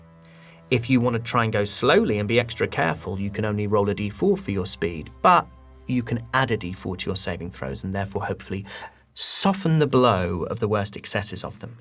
And the other thing to add is that these oars, if you have both oars correctly functioning and both oars being manned by competent people, you can increase the die size 1 more. Well, So you could potentially, if you wanted to do everything with extraordinary abandon, you want to go as fast as you could choose to roll a d8, and then you could add your 2 successful oar checks to make that a d10. It will make sense. it makes sense Oh, to yeah, us. yeah, no, Makes it's sense now, Thank you yeah. very much. And then the only other thing to add is that just as Clutterbuck explained to you that there is that they are planning to sort of throw clotheslines across the river to disrupt the other teams as you race through the narrowings, so too will each of the districts that you sail through, be trying to do different things to get in your way. You begin in the cloth fields, then you go up into the bows, you go down into the narrowings, you go up through the holdings, and that is the end of the race. She gives you a few little goes, you try out your different positions, everyone gets a kind of chance to have a little go. Is there anything in particular that people want to check or do? Clutterbuck, so the clotheslines, this is what the narrowings does every time? No, we try different things every year. I'd like to keep them guessing, you see. We did, I think I told you about the lot of fish we did. Mm-hmm. We threw a lot of fish. Yes. Then we tried all the smog cloud. That was reasonably effective, but we decided what's worse on a boat than no one driving the boat. So we thought if we could incapacitate our opponents, knock them over, or maybe knock them overboard. You're speaking of sabotage. Yes. I had some thoughts. Not me, him. Right. If we wanted to in the race, or maybe before the race, sabotage the boats, is that something that you would look down upon, or? Roll me persuasion. I just as a little, can I help? Give the help action? Yes, just you like, can. like a really big, like little innocent grin. You're trying. Okay, I'll tell you what. Give me a performance check to look innocent. This is a DC 10, and if you beat a DC 10, you have convinced her that you're innocent. 16. 16, so you can roll with advantage on that performance check. It was a 15. Within the race, as long as no one is really harmed or, heaven forfend, killed, anything goes, really. It's not traditional to sabotage the competition before the race begins. We try to keep a collegiate spirit, but... Hey, you're only in trouble if you get caught. That means no flaming arrows, Kel. Is a little seasoning. I don't think would upset the apple cart too much, but were you to drill holes to cause a boat to sink, I think perhaps that might be beyond the That was just one of our ideas. A clutterbuck is only not traditional yet. And she just pulls her hand across her lips as if to zip up her lips. So, we knows of the captains. We knows we have a Lily, Marta, and an Eric. Mm-hmm. But we also knows of the crew of the Lily, the golden gilded Lily, Owen, Priam, Vendler, and Melchior. Mm-hmm. Melchior is good with the shot. So, I will give the dungeon master a moment to catch up. Melchior is good with the shot. Yeah? No. What are you thinking? A dolly. I doesn't know, maybe if you is able to use your words to get inside the brains of a captain, or maybe even some Melchior. Just a thought. Okay, point me in a direction and I'll see what I can do. What does a Lily look like? Or any of them, the captains? Oh, well, Lily is an elf. She's very, roll me insight on Clutterbuck. Thanks to Reliable talent. Reliable talent. That is a 17. Lily, you did. I mean, actually, with you detect a shyness when she talks about Lily that I don't think. I'm in this conversation. I'm looking. Yeah. I also. Yeah, you can roll insight. Rolling leg. Thanks for reliable talent. It's a 14. 14. You definitely detect that Clutterbuck is fond of Lily. She's very. I mean, if you're into elves, she's very. I suppose she could be considered very attractive. She's very lithe. Lithe. Yeah, and very. She sort of looks at you like she might sort of hate you a bit. Got it. And then Eric's fine. Eric's fun. Eric's a chirpy chap. He's sort of redhead. Nice enough. Doesn't take anything too seriously. Marta is one of the most unremarkable people I've ever met in my life. Unremarkable. Yeah, Marta is a dry lunch. Okay. But she's perfectly. She'd do right by anyone. She's a dwarf. I think she's worn the same outfit for. I've lived here 15 years. I've never seen Marta wearing anything different. I don't know if she has multiples of the same or if she just. You'd hope. Yeah. Well, she doesn't smell bad. Well, then she must have multiples. Yeah. Okay. Well, I'm not gonna go talk to Marta. Leave Lily with me. Okay, you changes your clothes. Yeah.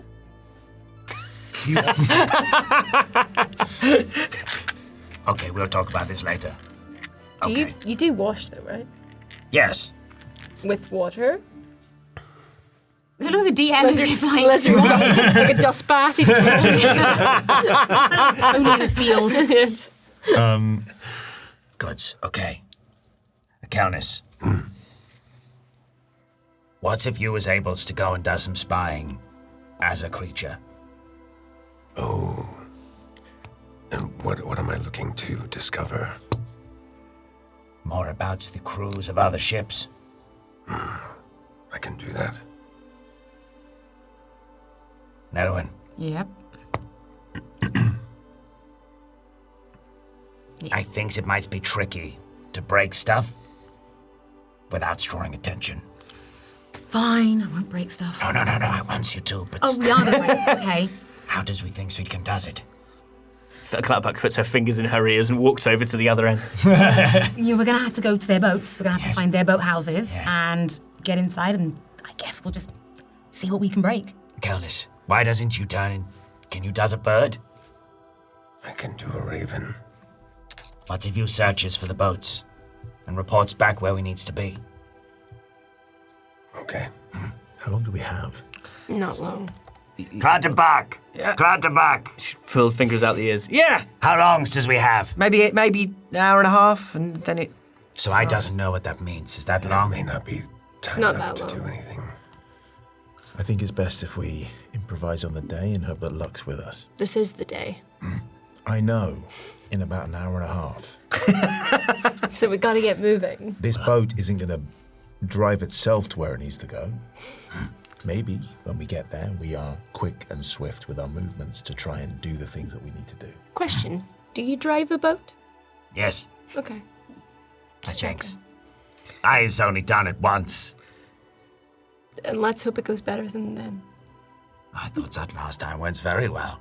I ended up in the water. And we knows now what's not to do. Well, we got you out. That's true. In the words of the great Dolly de Winter, skill issue. Issue. Fine. I've got to say, I am really impressed. Taking charge. Quite literally putting the I in team. No, if you play around with the letters, there is a me. I doesn't understand the words, but I thinks I understands the meaning. I don't, but carry on. It's going to be fun.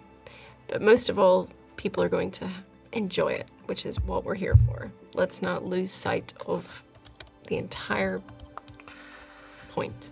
I think seeing people slips up and falls overboard is fun. Well, then there you go. We're putting on a show rather than winning. The winning is a plus, though. Putting on a show and's winning.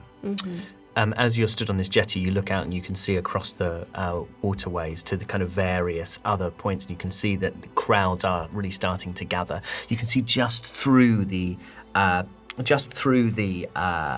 away to the west, through the sort of tangled buildings of the other little slither of narrowings, you can see green banners that are being erected, which look to have like some sort of plant on them, like a cotton plant or like the burrs of a cotton plant in green. And you can sort of get this sense that the whole city is rousing itself in preparation. You see these people?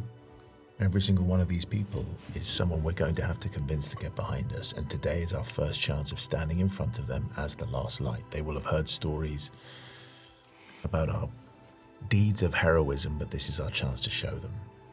Ultimately, what we do today could end up saving any one of their lives. We don't need to win. We just need to show them that we can be people they can get behind. Yeah, but I do really want to win. Yeah, so do I. Just trying to soften the blow if we don't. We won't. We will. We might. What? We'll take a little break. Hello, it's me. The ever so slightly decomposing, yet still somehow strikingly handsome reanimated corpse of the once dead Ben Starr. Something rigor mortis, something smelly alive dead man. And I know what you'll say. Ben, we thought we'd killed you for good this time. We thought we'd never see you shill again because you shilled so hard, you simply shilled too close to the sun and consequently died. And you'd be right. And I'm going to be honest with you, eternal nothingness is pretty rubbish. But good news! I've been necromanced out of my eternal slumber by a satanic magical professional called Colin. For those wondering, Colin was incredibly strong, quick, tender, allowed money up front, no questions asked, and did take cash. Colin's corpses. When people being dead is a slight to medium inconvenience for getting all your Dungeons and Dragons pals in the same room. Although I regret approximately, but not entirely, nothing about what went down that fateful night in the graveyard where I emerged from the ground, kicking and screaming, choking and crying, there is one problem. Colin doesn't come cheap. In fact, it turns out that perversions of the natural order of things are incredibly dangerous and expensive. So, in return, I simply ask you one thing. Give us money. More money. The kind of money that's going to keep this body sewn together and ensure my monstrous decomposing vessel of unholy power can stay lucid enough to film content just for you. And fortunately, now it's easier than ever at patreon.com/natural6. And even if you don't care about me and my missing toes, you're going to love what's on there. Not only do you get Action Surge a week early, there is so much content. Old content, new content, fresh content. A monthly Ask Us Anything, Elowin's Diary, DM Us, Eyes Eye, Behind the DM Screen, and a load of unhinged BTS content that is definitely not safe for work. And literally so much more. And whatever tier you sign up to, the wild, the vile, the virtuous, all the money goes to supporting us and also paying Colin's extortion and necromancy bill. So what are you waiting for? Hashtag keep me alive and sign up now at patreon.com/natural6.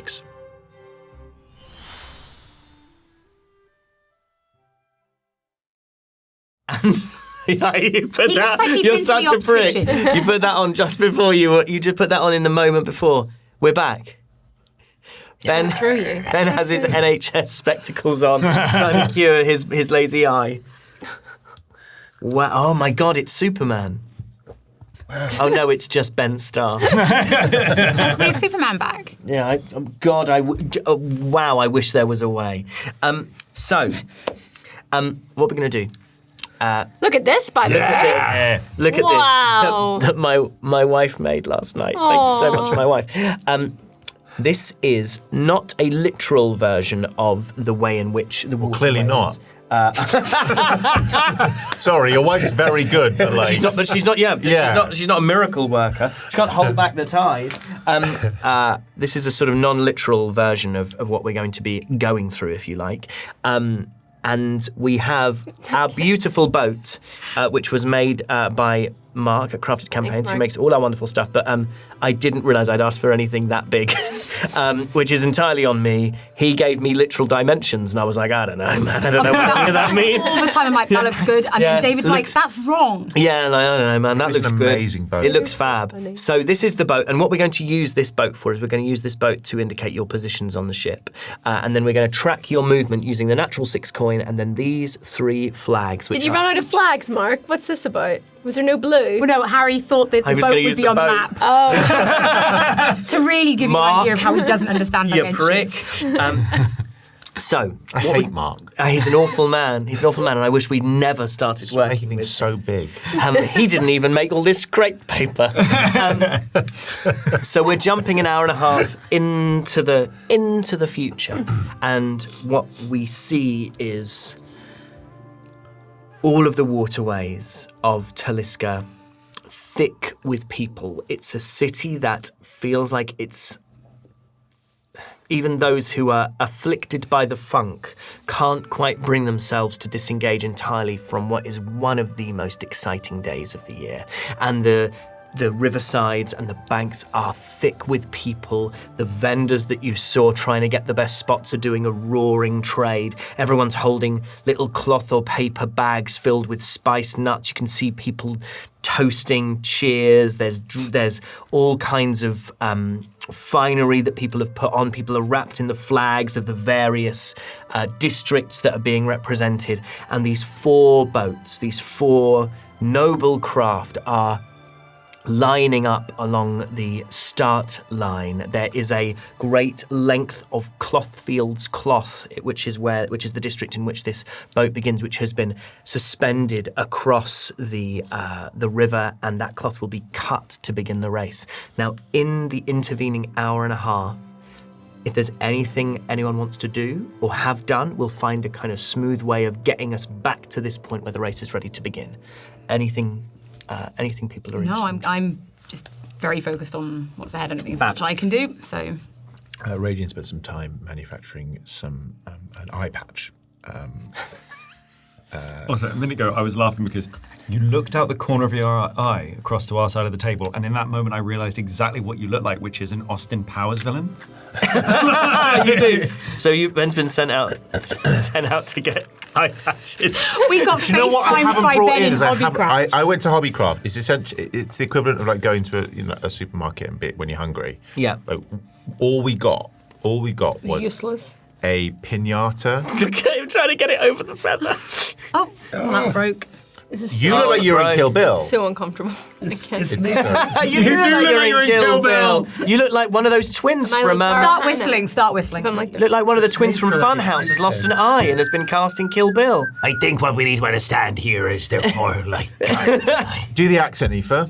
which accent? Yours. Your Mine. your accent. No, I won't. Yeah, it's not do it. here. Shan't. Hey, oh, that was sort of it. That was sort of Did it for a it? second. So uncomfortable. So what did people want to do other than fashion these marvellous eye patches? Nothing from Elowin? Anything that Kel wanted to do in the intervening period? No. I had a whole plan. Yeah, I mean, I am definitely sneaking. I would like to try and sneak onto the Shive. Which is the Clothfields boat, which is Clothfields. captained by the most unremarkable dwarf Yes, of all time, I Marta. want to sneak on to the Shive, and I would like to grease up their oars. Okay, what I'd like you to do is I'd like you to roll me... I would like to say also the reason why specifically I'm choosing the Shive is because they are the sturdy boat. So therefore, if we try to do anything that might undermine their chances with the integrity of their structure, Might be harder to do. harder to do. So, strike the enemy where they're weak. Yes. I'd like you to roll me a stealth check to get on the boat unseen. It's a 29. Okay, you do it. And you see there is a stack. There are. Can you roll me an investigation check? 15. 15. There are 2 oars that are already sort of placed in the little housings that are ready to be drawn. I think these are children's eye patches, which is why you're all struggling Yeah. so much with Yeah. how Yeah. tight the elastic We is. did go to the children's party section, and these are children's party favours. Okay, party favours is such an odd thing to. That's a lot. But the fact Jesus, there was an entire aisle of them. Yeah. Like- Well, you've got it. The children need their favours. I love them as well. So what I'm going to say is, you roll me a d4, please, baby. Let's go. I'm going to go with my little spin. In addition to the ones That's a 4. In addition to the ones that are already in their housing, you discover that there are 4 spare oars on here. Roll me a d6. Let's see how many of them you managed to grease. 5. 5. You managed to grease 5 of these oars. Wow. Greasy boy. In order to sort of, you grease the first 2 that were already in the housing, then you discover this little sort of long storage cabinet on the deck underneath the oar position, which has spare oars, 2 more on each side. And you start going through those and greeting them as well. And then you hear...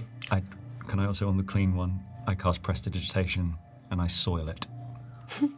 Sure, you absolutely can. What do you do? I soil it. I cast prestidigitation. Make it look mucky. Make I it look make mucky. it look all dirty and smelly and funky. Like a dirty oar. Yeah, filthy oar. What you hear as you're beginning to muckify that oar is you hear, right, come on then, Lucille, Leo, let's do our jobs. Let's get going. And the most unremarkable dwarf you've ever seen leads her little retinue of Clothfield sailors up the gangplank, and you make your escape. What did Dolly want to do, if anything? Wanted to find Lilith. Lily. The captain of the Gilded Lily. Okay. Roll me. Let's see if you can find her. Let's roll an investigation check. Okay, what is investigation? 12. 12. You have got a pretty good description of her from Clutterbuck, who is fond, to say the least. And so it takes you a little while, but you do see this very lithe elf. She's in sort of grey. She's in sort of grey cloth with brown leather boots that come up to just below her knee, and then a sort of leather waistcoat that goes over the top of this cloth. And sort of everything's bound with more kind of leather straps. It's someone that has been built to move quickly and not have any sort of flapping sleeves or anything that might get tangled. And she is, while everyone else is sort of milling around and having fun, and even her team seem to be sort of having, taking a few candied nuts from a proffered bag. Someone else is having a little sip. You can see that she is staring out at the water, and she leans into this halfling woman, leans down. She says, Vendler, watch for any eddies, any strange currents. I want your eyes as sharp as I know they can be. And Vendler, yes, of course, absolutely, Lily. Whatever you need. Lily, is it? And her eyes turn to you, and she looks at you with that kind of easy disdain that Clutterbuck has already described. Who's asking? The competition. New competition. Brought in a ringer, did they? Well, I don't know what that means, but guilty as charged. Well, what can I do for you? Well, I just hear you're the one to beat in this race. How many times have you won before? More than I can count. So you've never come second? I always come first. Maybe you should try something different this time. Just gonna cast suggestion. Okay, what does she need to Wisdom beat? saving throw. Wisdom saving throw. That is a 14. That's a fail. Okay. So you've suggested to her that she comes second. That doesn't necessarily mean that we'll come first. Okay. Well, She looks at you. Melchior, give me a cup. And this sort of tousled, dark-haired human goes, yeah, as you wish. Hands her a cup. And she sort of considers the contents of it, looks at you and says, to new experiences. And then downs this cup of mulled whatever. yeah, new experiences. Have fun. How long does suggestion last? Is it 8 hours or something insane? It is concentration. Okay. But it lasts for up to 8 hours. Yeah. Fun. Okay, how the hell I figured that out mechanically, I'm not sure. Great. Have fun. So, we now find ourselves on the start line. And as you are waiting aboard the ship, who is going to take up which position for this, the first of the zones that you are sailing through? I'm going to look at I, and he's so excited. You know what? I feel like this is your day. Why don't you tell us where we should be? I strides up the steps to the back of the boat, and oddly, Thanks you, Radiant. You're welcome. Radiant salutes. Like an Arnold James. Actually, it used to be like this. Do you know to hide the tar that was on your hands from the ropes? That was the old Royal I was told Navy it was back in the olden days. wasn't it up then because someone tried to stab an officer. So one of the salutes got changed to be palm up. Oh, so you this couldn't is hide it. way back. This is way back in. So you couldn't conceal a blade.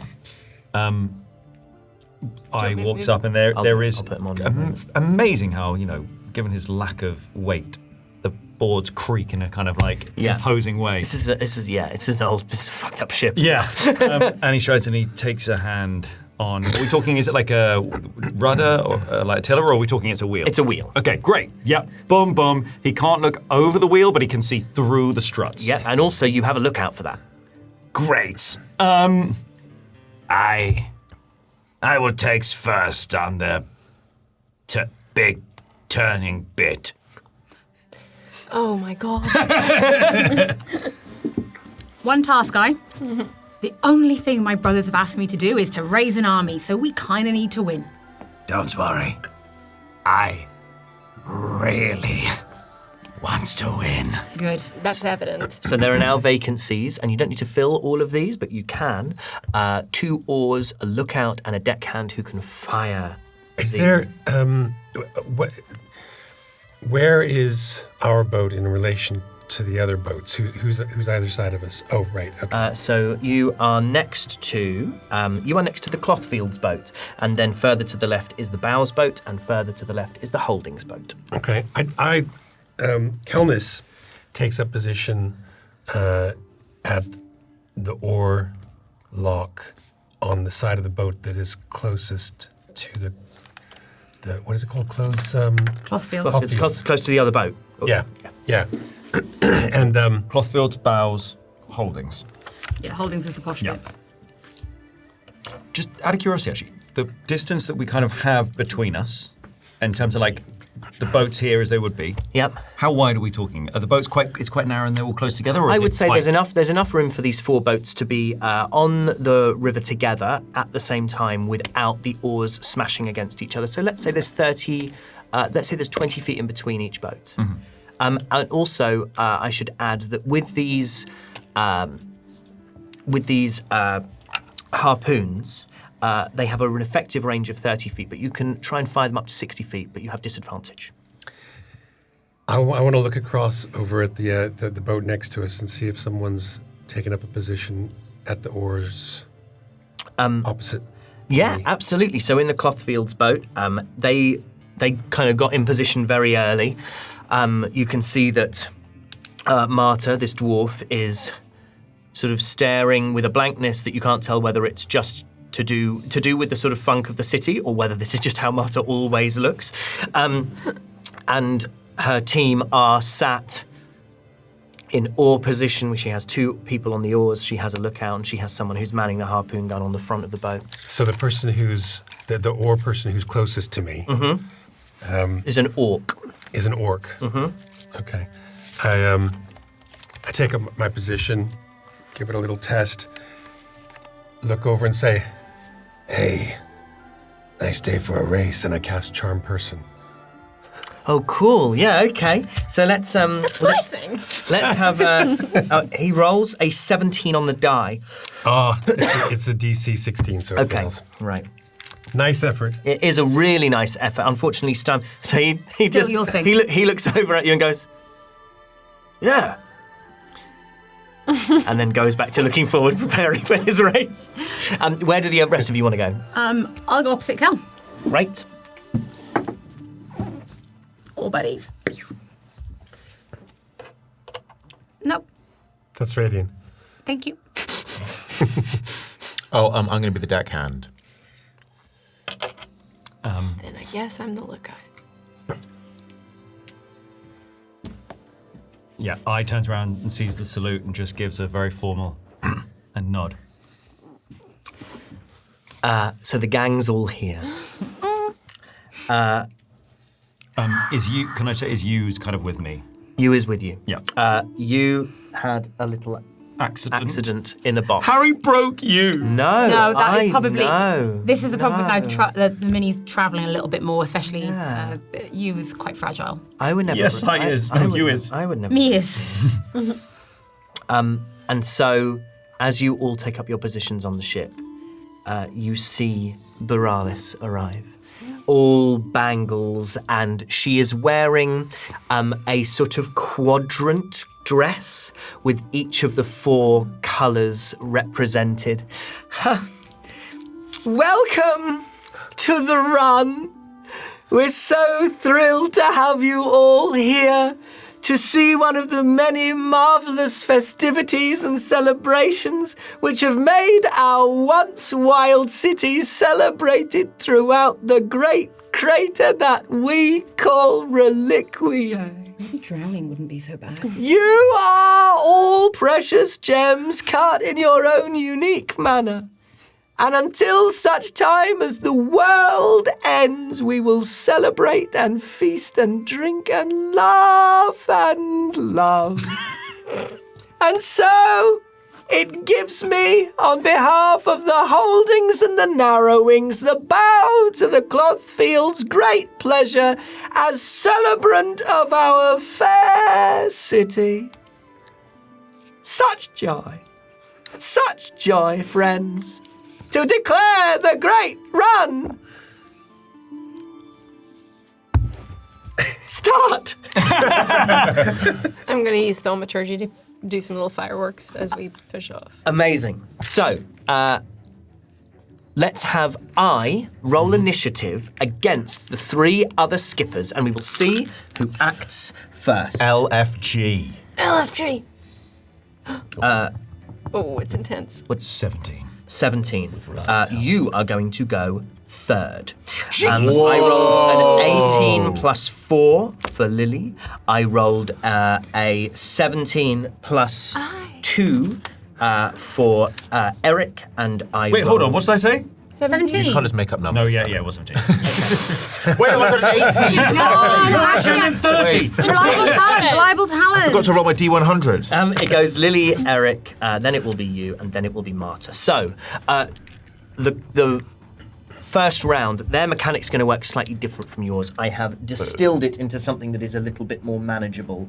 Otherwise, you're going to watch me roll a whole heap of dice. So they are going to roll. Lily is going to roll a D6. Lily rolls a 3, which means she is able to roll a D8 for her potential speed. She rolls a 4, which means that you watch as Lily's boat drifts out towards the cloth fields. There she is. She is the first to break past the line of cloth as it drops, although as she starts, that vessel starts to cut a path through the water, there is a scream from the deck, and you look over as bales of flaming cloth are thrown by the people of the cloth fields from the other side. What? There are 2 of these bales. Right, I'm not allowed to set anything on fire, but here we are. And you see there is panic on Lily's boat as the rest of the crew have to sort of start dropping their oars. She would be able to move faster than this, but she's not able to move faster than this as a result. She moves that far, and the crew are panicking and starting to try, and on their next turn they're going to have to abandon their posts effectively and start throwing these bales back into the water before little bits of their vessel start to catch on fire. That is...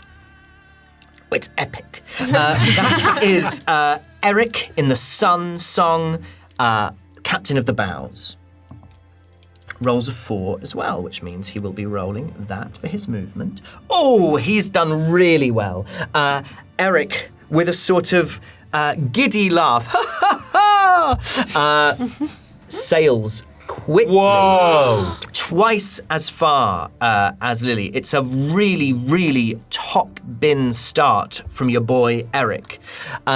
He's got this mop of ginger hair. He's sort of smiling at everyone. He even has a chance to sort of wave at the people as they are all gathered on the side. This is now the turn. Should have told him to come second.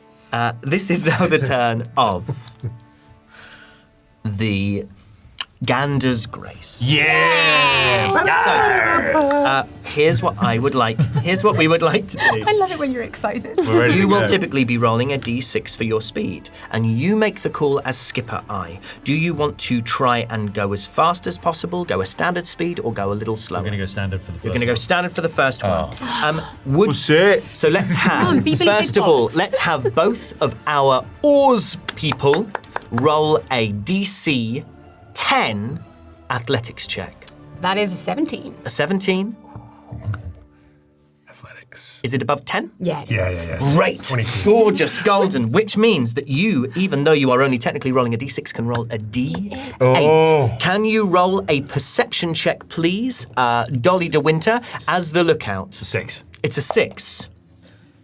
Jesus Christ! Okay, it's okay. What did you get? And that one. And that one. I'm absolutely fucking cursed. I will tell you. Who did this I will to me? tell you in this instance, and this instance is a marginal call. A 6 is exactly what you need on a d8 to move unimpeded. And so, despite the fact that Dolly gets herself immediately stuck behind the goosey prow of a boat, she does not. Someone's cursed me. She does not. You No, need that's to look around the goose. What? The round's the goose. Yeah, it's right there. Dolly is faithfully pointing at the goose. Radian, Yeah. what is it that you would like to do? And bear in mind, we are taking these, like, initiative and sort of turn order within this crew is not sort of working perhaps in the most literal way. So if you want to have taken a shot at the boat closest to you that would now be out of range, you can have chosen to have done that early. What I would like to do is I would like to pop a shot at Eric. You can. You are 20 feet from Eric. so Yeah, that's I want to pop a absolutely shot at Eric eminently because I'm possible. jealous of his flowing hair. Yep. I'm jealous of his cockiness. I'm jealous of how much people. No way. Yeah. Fully, no way. Sorry, let me- Jeez. Blowing in the wind. let me It's rephrase breezy today. Let me rephrase that. I am jealous of Eric's penis. Yeah, let me be be abundantly very clear. clear. He's so specific about this thing. It's like moving around. So I'd like to pop a shot, but I need to know how to use things. Okay, so what I would like you to do, the first time that you choose to use one of these, harpoon guns, you need to roll an intelligence check, which is a DC of 12. I've rolled a 14. You roll a 14. What that means is, just like the boat, this harpoon gun is a sort of mixture of parts of other bastardized, previously broken harpoon guns. And so it's quite difficult to use. But Radian, this means that you can use your dexterity modifier and add your proficiency bonus, which I believe is +3, Yes. to any roll you make to attempt to target this ship with the harpoon gun. Now, there are two things that you can try to do. I want to knock Eric prone.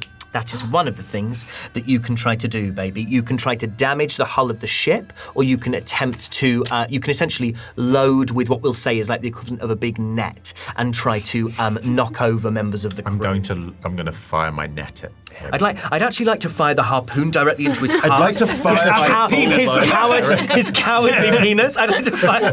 Yeah. So We said no fire and said big no target. death. We've broken the first one. I instantly have cock envy, and I'm firing Yes. my load at Eric. Someone's coming twice. Yeah. Sorry, second. This is a family show. This is a family show. Since When? Oh, okay. So make an attack, please, baby. Oh, is it with a 1d4? No, you make your attack with your d20, you add your dexterity bonus, and you add your proficiency bonus. That's cocked. That's Is that cocked? Yeah. Right. you piece of shit. Was it cocked? Oh my god, it's worse. You deserve No, that. that's a 7. I add 3, and then, I mean, it's a Dex DC Dex 30. Whoa! We've done it. 13. 13. That is for them to escape something, which Oh. we're not going to. got Oh, a th- in fact, I've made a mistake. So you are absolutely correct. You can knock 1d4 crew members prone, and they have to roll a DC 13 Dex check. You don't have to roll anything. Yeah, I didn't want to. Yes. So I'm going to say you're specifically just targeting Eric's penis. Eric's Yeah. penis. So he's going to be the only one who rolls this. It's half-mast. He rolled it nat 1. Yay! Eric goes down. I'm going to say that Eric is going to, whatever the result of Eric's next roll, they will only be able to move half speed because he needs to get himself from, if you will, half mast all the way back to fully erect so that he can. Already made this. that he So can- as I do that, Already. I put these on, and I look towards I, and I go, Very good, Radian. And I does a salute back that pokes himself in the eye. that Dolly's is. still looking at the goose. That is Marta's turn. Ooh, Marta rolled a nat 1. Right. For the cloth field. And she starts to Wait, drift. is she under this spell Yeah, or is she what just is up? boring? She's incredibly dull. By the way, everyone, okay. when She I rolls- went over there, She rolls a d4. On a d4, she rolls a 2, which is literally the only bad thing she can roll because she is in her home zone and they will be doing everything they can to help her. But instead, she is going to suffer the first environmental hazard. So she moves 20 feet. Which brings her up to there, and then I'm going to have her roll. Oh, this is very exciting! Roll a d4. She rolled a 1. Oh, and you see, in the path of Marta's ship, a rock is just visible above the waterline, and she goes to. With surprising speed for an unremarkable dwarf, she wrenches the wheel as hard as she can to port, and she fails the check. Oh, this is the worst thing that could have possibly happened to old Marta. As we sail past, we're like, her? This is genuinely really bad for Marta. 1, 3, 6, 16, 20. Oh my god, 31 points of piercing damage as she drives her vessel directly onto this rock. 31 is 31 points, which takes her down to 69. "Wait." It's all in the best possible taste. when I went over there, I heard the dwarf, and they was not wrong. I wanted to fall asleep listening to them speak. We go back to the top of the order, which takes us. Oh yeah, that's that good order. That takes us to Lily. Lily's ship, who rolled the highest. She is trying hard to not come first. So that's a Doug Cockle patented pause there. The pause was so long. That is a Doug. Yeah, that's a Doug Cockle pause. So she is going to roll a d6 to see how she does, baby. She rolls a 5. She rolls really well. She is going to roll a d10 this time to see how far Eric's she done gets. phenomenally well considering his greasy oars. Oh, Eric did do well considering his greasy oars. I forgot about his greasy oars. I apologise. Oh, good. A d10. Oh, okay. She only moves that far. She moves up to the bitch. We really hate these people, and we barely met them. Yeah, 1, 2, 3. These people That- we're trying to get on our side. Yeah, these people that we're trying. Well, the people are fine. It's their existence. That means on a d10. A load of her gang had stuff thrown on to their deck. They're burning. So in fact, she is only going to be able to move 20 rather than 30. So she moves back a little. And that means that I'm going to have her her gang, 2 of them, are going to roll some strength saves to try and hurl these. Whoa, one of them's a nat 20, so I'm going to say with a nat 20, even though the other one failed, they're going to successfully get both of these flaming bales of cloth off the boat, and I'm only going to roll damage for one of them, which means they take 8 points of fire damage as the flames start to lick across the deck. But quick as a flash, you see, in fact, it's the one that you recognize as Melchior, who drops away from the harpoon gun. He's going to not man the harpoon gun for this round, and hurls these flaming bales of cloth back into the river, where you hear this great hiss as those flames are extinguished. That is Eric's crew's turn, and Eric's crew are going to, as a little sweet boy that I am, they're going to do half movement on this one because I forgot about yours that first time round. So he rolls a 3, which means I roll a d8 for their movement, which is a 4, but it will only become 20 rather than 40. And they are going to incur some more little funky things. That is bales of cloth that are thrown onto their boat, in fact. Does the grease ignite? It's non-flammable, unfortunately. Damn. I wish, yeah. Damn. It is... It's not video game grease. Yeah, It's which is- yeah. So that My face is flammable. they are going to have to spend some of their next turn. No one is able to fire the. Oh, in fact, they might have a little shot. His penis is hurt. His penis is hurt, and he was already going to be moving with half speed. Oh, in fact, in that case, I've halved and halved it, so he should only have moved 10. He's really, really slowed down after a promising start. It's like I on the stairs. It's almost like he came too early. Yes, very, Not very like I good. on the stairs. That is going to be. I'm going to have one of the harpoony boys is going to take a shot, which is a 15 to hit your boat, which is going to hit. And they are going to... No! Can someone please roll the 3d8 piercing damage that your boat takes? I mean, have been rolling really Yeah. low. Yeah, you roll You've it been for rolling us. Yeah, really you low, roll so- low. Watch her roll 3 8s. How close to me does one of those harpoons hit? No? It thuds below you, on the okay. waterline. They're not on the deck. No, they are trying to target the waterline to essentially fill your, sort of make a colander out of the waterline in a sieve. It's 14. 14. So you take, so you begin with 100 HP for your boat. I don't know who would like to track your boat's HP. I'll do that. Holly You now does, have of course. 86 HP left for your boat. That is your turn. What decision do you want to make? I calls down to Dolly. Dolly, Yeah, you know when you can it's make there. you know when you can make everything go quiet. Yeah. Might be kinds of handy on one of thems. Ooh. And is going to go for an 8. Go for an 8, absolutely. So you are going to incur a minus 1d4 penalty, potentially.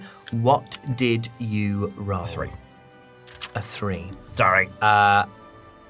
There is... that is quite fortunate because there is no environmental stuff on a 3. But if we... Yes, so if that's very true. We'll see if that's actually the roll. If you got your 2 oars, you Yeah, rolled ever so sorry. slightly early. Sorry, but that's yes, I totally did. fine. These are brand new mechanics Premature. that I've made up. Did you pass a 10? I got an 18 plus an 8. Great. 10. Oh, so in fact you can discount that D8 and you can instead roll a D10, baby. And while that's happening, can you please roll a perception check? Okay. I'm running out of dice that I trust now. The ramblings of a mad woman. She's gonna be... An absolutely insane thing for an adult to say. No, it's not. That's a 14. Hey, passes. Yay! Passes. That's all it has to do. I'm also going to shout to I've got more sabotage going on. I can't do 2 things at once because it's a concentration. Saves it for later. It's a concentration, and I've already got concentration. So Maybe it might be necessary, but just you keep doing what you're doing for now. What did you roll? Nate. Again, you are just literally hitting the threshold where you can move with absolutely no impediment. That is kind of crazy. So while I am sorting that out, what would you like to do, Radiant Thornbear? With this, the old harpoon, what's the sitch? Can I fire another harpoon? Yeah, absolutely. You can do it once per. You can do it every turn. Great. I'm going to fire another harpoon. And who would you like to fire it at? I will say the only one that was kind of out of range, really, would have been Marta and the Clothfields boat. I'm going to attack the people who are directly in front of us, or Great. however far we've moved. You move all the way to here. You move incredibly quick. The nearest one to you is Eric's boat, the Sun Song. Yeah. I will say that is, as you move past it, you can take your shot. You're not starting your turn and ending your turn more than 30 feet I mean, away. it's more, It's, What are you aiming for? Are you trying to... I'm not going to knock a person over. I'm just going to aim for the boat. Great. I'm just thinking at this point, let's just get some damage into that thing because they're their closest competitor. It very much hits. It's Okay. like a 20-odd. Eric is lucky. I said Eric was a lucky sailor, and so he is going to use a luck point. And you need to roll again, and he's going to take. You're going to take this result rather than that result. Natural 20. Whoa! Wait, what? No, it's not. What do you mean? No? What? He's using our dice, isn't he? So I used this. I got a 6. A 6, which So it which would- plus it- your proficiency and your dex. Proficiency and my dex, it would be 11. No, 12. Okay, that does not hit. I'm afraid the AC of this boat, like your own boat, is 14. Harry, can we take other actions besides what our role is on the boat on our boat turn? Is that when we do it? What would you like to do? I'm going to say you're like the rowing is particularly tiring. It is taking all of your energy. So if you want to use something that would require an action, like you wanted to cast a spell that would require an action, I'm going to say that would need you to not be using an oar in order to cast it. But I will say this, Elowyn and Kelnis, despite the fact that you are big, strong girl and boy, this is hard going. This is really quite tiring.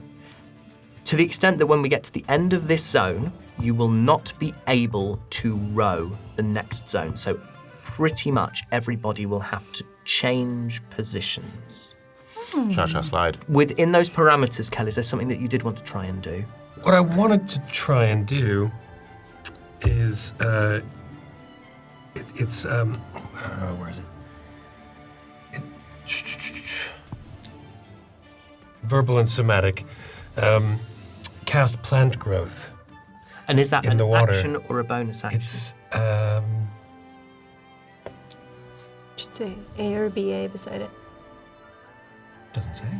It will somewhere. Where are you looking? If you cast a spell using one action, yeah, so it would be an action. An action. So you're not going to be able to do that this time round. It is, yeah. I think, once we leave Once this you're free. district and we're off the oars, then's a great time probably to start swinging. Yeah, so it's an action to make overgrowth or 8 hours to enrich plant. It is the only spell I've seen that has a casting time of special, so actually it doesn't say. But perhaps Perhaps next round. next time. Yeah. Okay, that is Marta. The Unremarkable. unremarkable Marta of the Clothfields, who is going to be rolling a d8 for her speed. The Bridget Jones. She rolls a 1, which any other time would be a genuine disaster. But here is good because the populace are going to do what they can to try and help her. She is... They all jump in the water and push. Yeah, she is going to... they are going to sort of roll a persuasion check collectively that's going to stand as a sort of attempt to give advantage on the roll, which would allow her to re-roll. And they rolled very high, so she can re-roll her speed this one time. She rolled a 2. Hey, it's doubled. It has doubled. But that means she's going to suffer another environmental hazard. And this one Hate this for her. is Oh my god, it's the same thing again. She just has sheared the hull of her boat on one rock, and she's going straight for another. Quite how the rest of you missed Has these she rocks, done this before? I'm not sure. She does pass this time, though, so she is going to take half that damage, which is 12, 13, and 15. Oh my god, and then I rolled 2 6s on 2d6, so that's 27 halved down to 13, which takes her hull really not into particularly good shape. I didn't think anyone was going to sink. This woman might. She might just about do it, you know, kids. That is back to the top of the order, and that is Lily's turn. Lily is in 3rd place. You have suggested to her that she come second. She is going to do everything she can to come second. She rolls very high, which is going to allow her to use a D10. Sabulba. She rolls a 1. Her ability to go fast means that once per zone, she can move her maximum speed on the die she rolls and avoid all hazards. So she moves. Where would 100 feet take her to? 100 feet will take her into the next zone. So you've told her to. I told her to come You've second. told her to come second. So what she's going to do is she's going to get right up next to you. And as that is happening,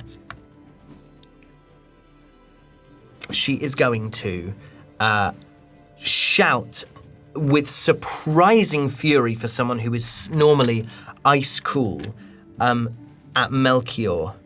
She shouts, "Bring him down!" and points again at Eric's penis.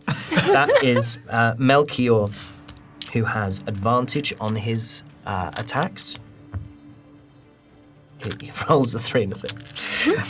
It doesn't work. But what she does do is she comes right up beside you.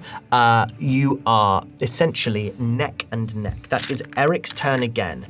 Eric is I've done the little greasy-oared boy, but I'm going to say that I'm going to do 1 dexterity saving throw for the boat to see if the oars people can hold onto the oars. That's a 3 on the die. They cannot increase their speed this round. The D6 means that they roll a D10. They roll very high, but I will take some speed off it.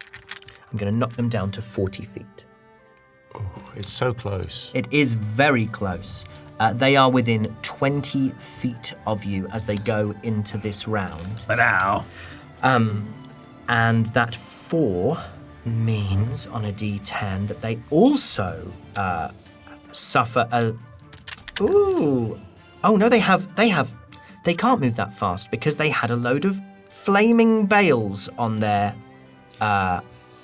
ship. So instead, they're going to go here.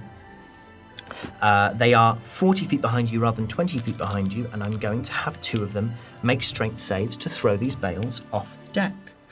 They rolled very high. They rolled a 16 and a 17 on the die, and the DC is lower than that. So they are going to take half damage, which is still quite a lot. No, actually, it's not. It's 6. It's only 6. That is the turn of the Ganders Grace. Yay! Something bubbles inside Eye, and he just feels his compulsion, and from nowhere you just hear, Rose, ye lubbers!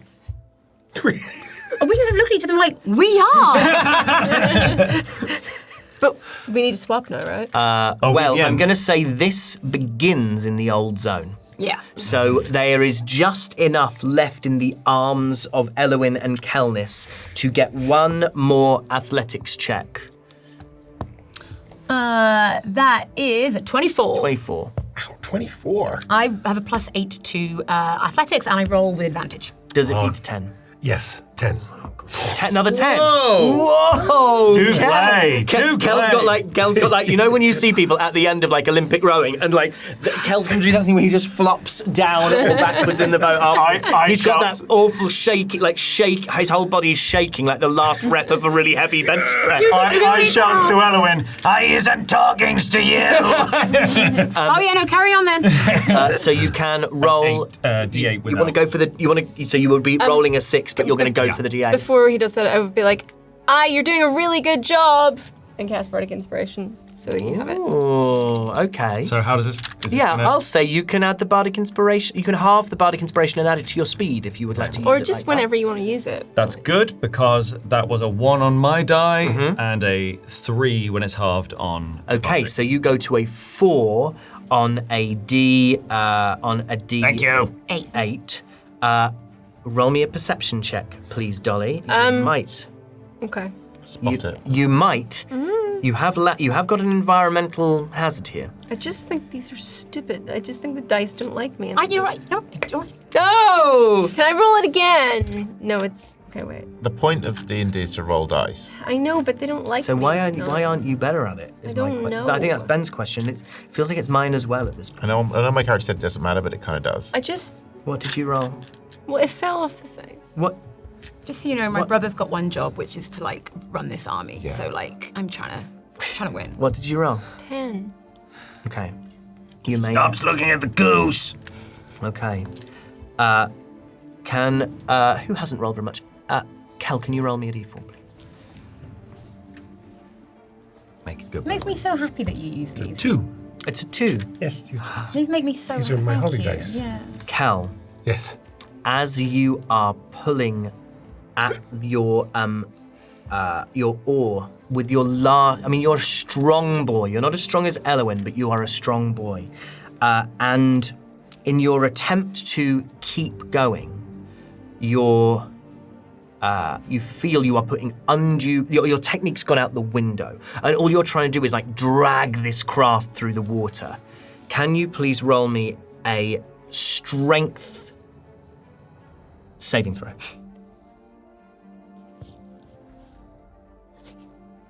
It's 5. Okay. You snap this oar clean in half. What? You like get the rhythm of it all wrong, and the water and the angle and everything conspires against you. And you watch as like someone's shot it. Kel just goes bang and snaps this oar in two. Roll me a d4. Let's have Elwyn roll a d4 this time. Didn't know my own strength. 3. You have 3 spares on board. Whoa. I'm going to say you can, over the rest of that turn, you can essentially open the thing, jam a new oar in just in the same spaces that I had spotted the oars that were on Eric's boat. So you have 2 spare oars left. After that, once you're down to 1, essentially you can't use the oars at all. We're going in circles otherwise. Radian, you are right next to, and how far did you move? 4. 1, Unbelievable use of Bardic. 2, 3, 4. Did So we move you- we haven't moved the Yep, don't you worry, I got it. I blew Lily a little kiss this way. Well, there's a bit of see ya. it works with regards to this. I'm going to say, just in terms of how concentration works, I know this isn't literally how it works. Every time you cross into a new zone, I'm just going to have you roll a concentration check, DC 10, to keep that suggestion going. Okay. I know that it Yeah, doesn't, yeah. but I don't want it to be a complete cheat Sure, code sure, that she sure. just can't That's win. So roll me a DC 10 Constitution saving throw, Rolling please. so well. Well, I can only protect you so much from rolling dice. What was that, Constitution? Yeah, Saving or just regular? saving throw. It's dirty 20. Oh, okay. So suggestion is still up Stay and in your running. lane, bitch. On stay in your lane. It's just like a... Bye. So Cal, sorry, Radian, I should say. Do you want to take another shot with a harpoon, Yes. or do you want to do something else? I'm going to take a shot with a harpoon this round. I've got plans, but harpoon it. Golden. Is Penis Boy still up? Or is he up again? Penis Boy has stood up by now, yeah. Although you began your turn You began your turn 30 feet from him, so he is within range at the beginning of your turn. Yeah. Lily and her ship are in range at the end of your turn and throughout. What I will say is if you do any actual damage to Lily, if you knock Lily prone, Lily will roll to see Me personally or everyone else? how would suggestion work? Can you look up? We'll keep moving, but can you look up how suggestion would work if it's something like if a creature is hostile? What it is like it must be worded in such a manner as to make the course of action sound reasonable, asking the creature to stab itself, throw itself onto a spear, immolate itself, or do some other obviously harmful act ends the spell. Mm-hmm. And is there nothing about if you or any of your companions attack it? Yes, if you or any of your companions damage the target, the spell ends. Great. So I will say if you knock Lily prone, the spell will end. Okay. Yeah, I'm gonna attack Eric's penis. Okay, you want to attack Eric's penis again? Do it. Yeah. That is a saving throw. Okay. I cast deflate. I cast Unengorge. enlarge, reduce, disengorge. He rolls a 5 on the die. Yeah, he fails. That becomes a 7. Yeah. And Down He's just, so you've watched him, he's like quite a kind of roguish, like, ne'er-do-well. He's been hit hard in the penis with a harpoon. And oh my god! That's a major artery. And he stands up, he puts his hand back on the tiller, he waves a big wave to all the people gathered, and he says, "I'm all right." He is immediately hit again hard in the penis by a harpoon. They will have their movement halved for the next round. Mm-hmm. Right, we go to everyone's favourite beige. We go to Marta.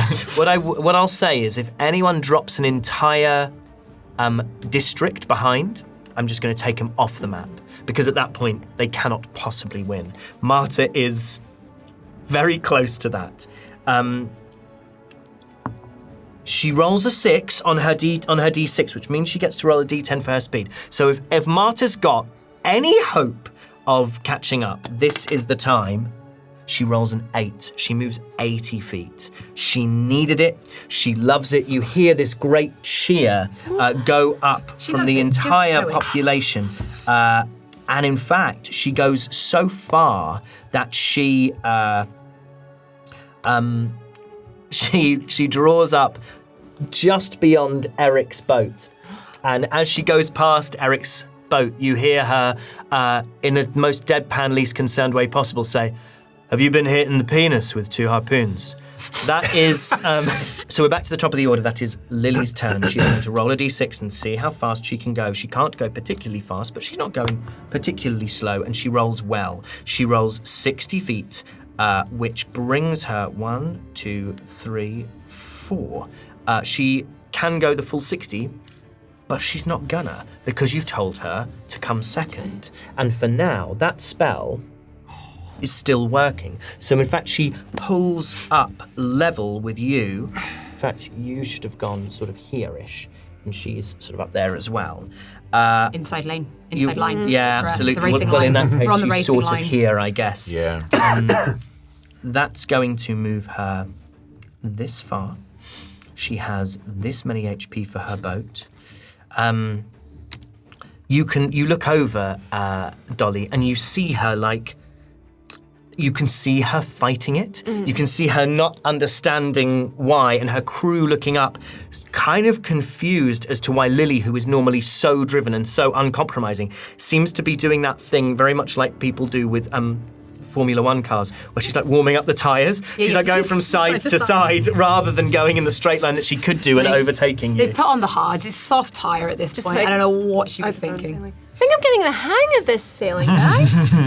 At this point, Lily is going to shout for her crew to change, and they all change positions, including Lily.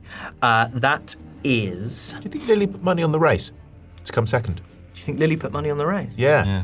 Sports. Just saying, she probably put some money being like, Match I reckon we'll fixing. come second. It's a really good point. This feels like match fixing. There should be an investigation after. There should be. I feel like Taliska enjoys betting.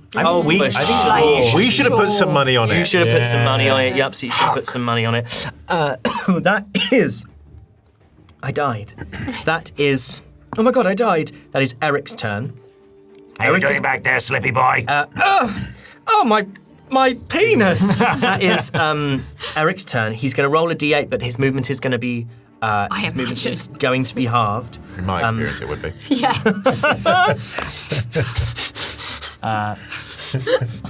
Harpooned in the penis. My favourite version of you. What, throwing beanbags at people's penises? Throwing you like. And also there is some. They had the bale. Oh no, they've got the bales off. Okay, he rolled really well. He rolled an 8 on a d8, but because he was prone, he's only going to take half that movement. Good. 1, 2, 3, 4, which takes him all the way to the edge of the world, all the way to the edge of that district.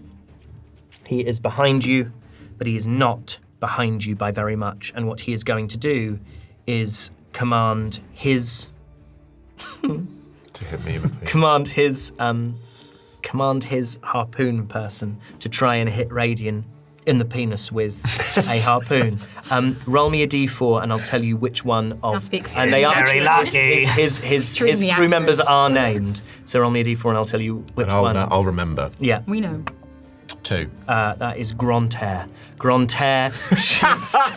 Hello, my name is Gander. So good. To have that accent. Fucking Je hell. suis over here. Grantaire No is one going fucks to like force Grantaire. Radian to make a dexterity saving throw as he is hit in the penis. It's a DC 13 dexterity saving throw.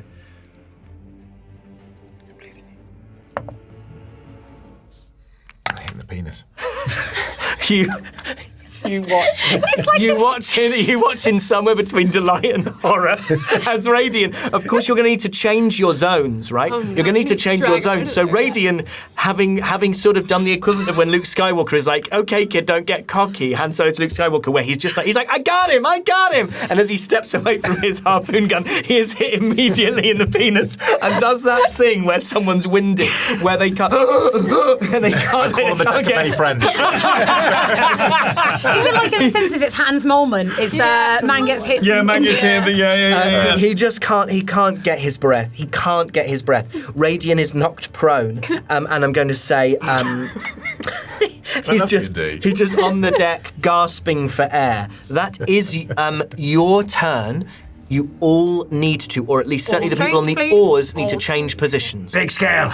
Maybe you should take some breathe and goes on the lookout. Where do I go? Dolly, maybe yous go on the harpoon. Yeah, okay. Out of the way. What's wrong with you? And Elwyn, with me, with where I is. Switch. Switch. And Radiant, is you okay? You looks like you can row. I'm sure you can row. I'm assuming for this next round I won't be able to row because I've got hit in the penis. You are absolutely correct. You are prone. You cannot add your oars for this round because you've been hit in the penis. But it all happens so fast. I'm going to say we should stick with the order that was set rather than retcon it. That due to the cock shot, Radian is reassigned. The coxswain. The coxswain.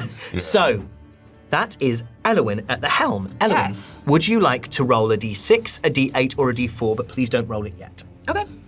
Which one? I will roll a d8 because I can see that we will not be using the oars this will round. not be using the I want oars. to see how far we can get. Hell, can you roll a perception check, please?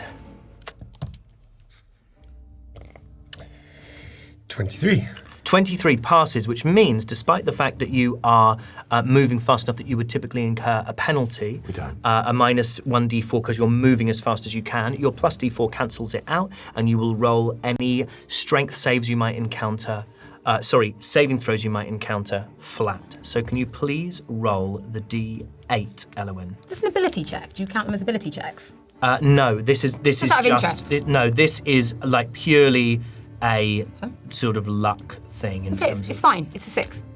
It's a 6. On a D8, I've accidentally closed down my entire document for the whole show. So I'm just. That's it, guys, game over. Why? Oh, Yay. why? Because I was doing it. Oh, I just No, thought I it would be more said fun. yay. Oh, I thought you went why? I was like, I just thought I'd enjoy it. Let me vamp for a bit. Yeah, please. Eyes, because he's not rowing either. He's just crouching over Radiant going, breathe. Is anyone actually doing anything? I'm trying to recover. I was looking at the goose, but now I guess I've got to shoot some. Now you're just looking at this all like you're confused. So, 20 feet into this, Good vamping, guys. you realise you are able. That 60 feet, you're able to move unencumbered. That is the last. That is the sort of lowest you can roll and just move clean, if you like, on a D8. Okay. But you do encounter something a little bit new that you've not had to do before. Good news. You have Good to. new, everyone. I don't know which. I did do some googling. Don't know which one it is. Either jib or tack. You have to turn the boat. And yes, the boat doesn't have a rotating boom, but for the sake of fun, it does. So, I would like everyone to roll a dexterity saving throw.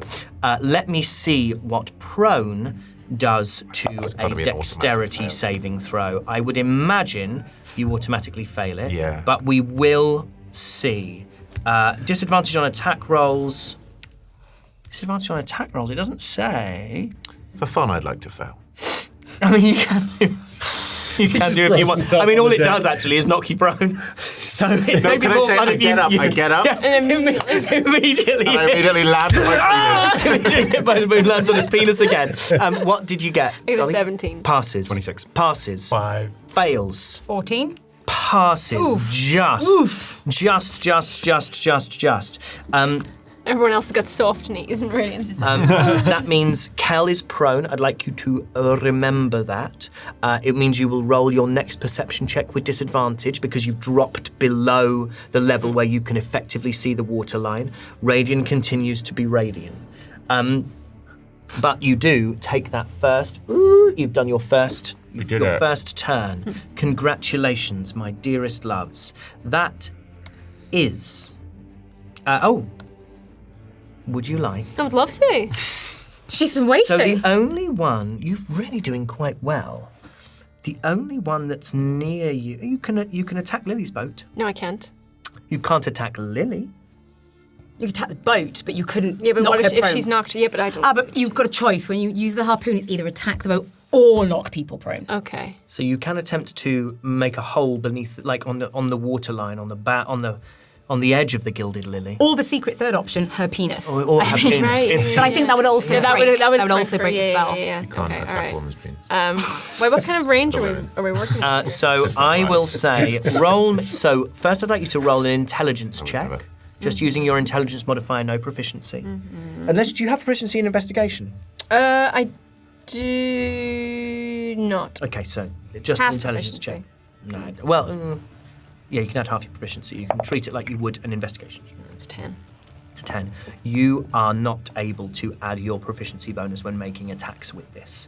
So it would just be your dex modifier plus a d20. But what's the kind of range? Like, how far away is Eric's? So right now, so Eric's boat is 1, 2, 3, 4, was 50 feet away from you, which means you can hit it, but you would do so with disadvantage.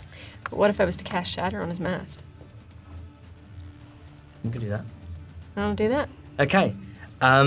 Automatically fails the save because it is an inanimate object. Is it any inanimate object or is it things made of Inorganic stone? material. So this is organic material because it is It's wood. it's wood. So So it doesn't have disadvantage. I'm going to give it a ship is going to have a +2 to Constitution.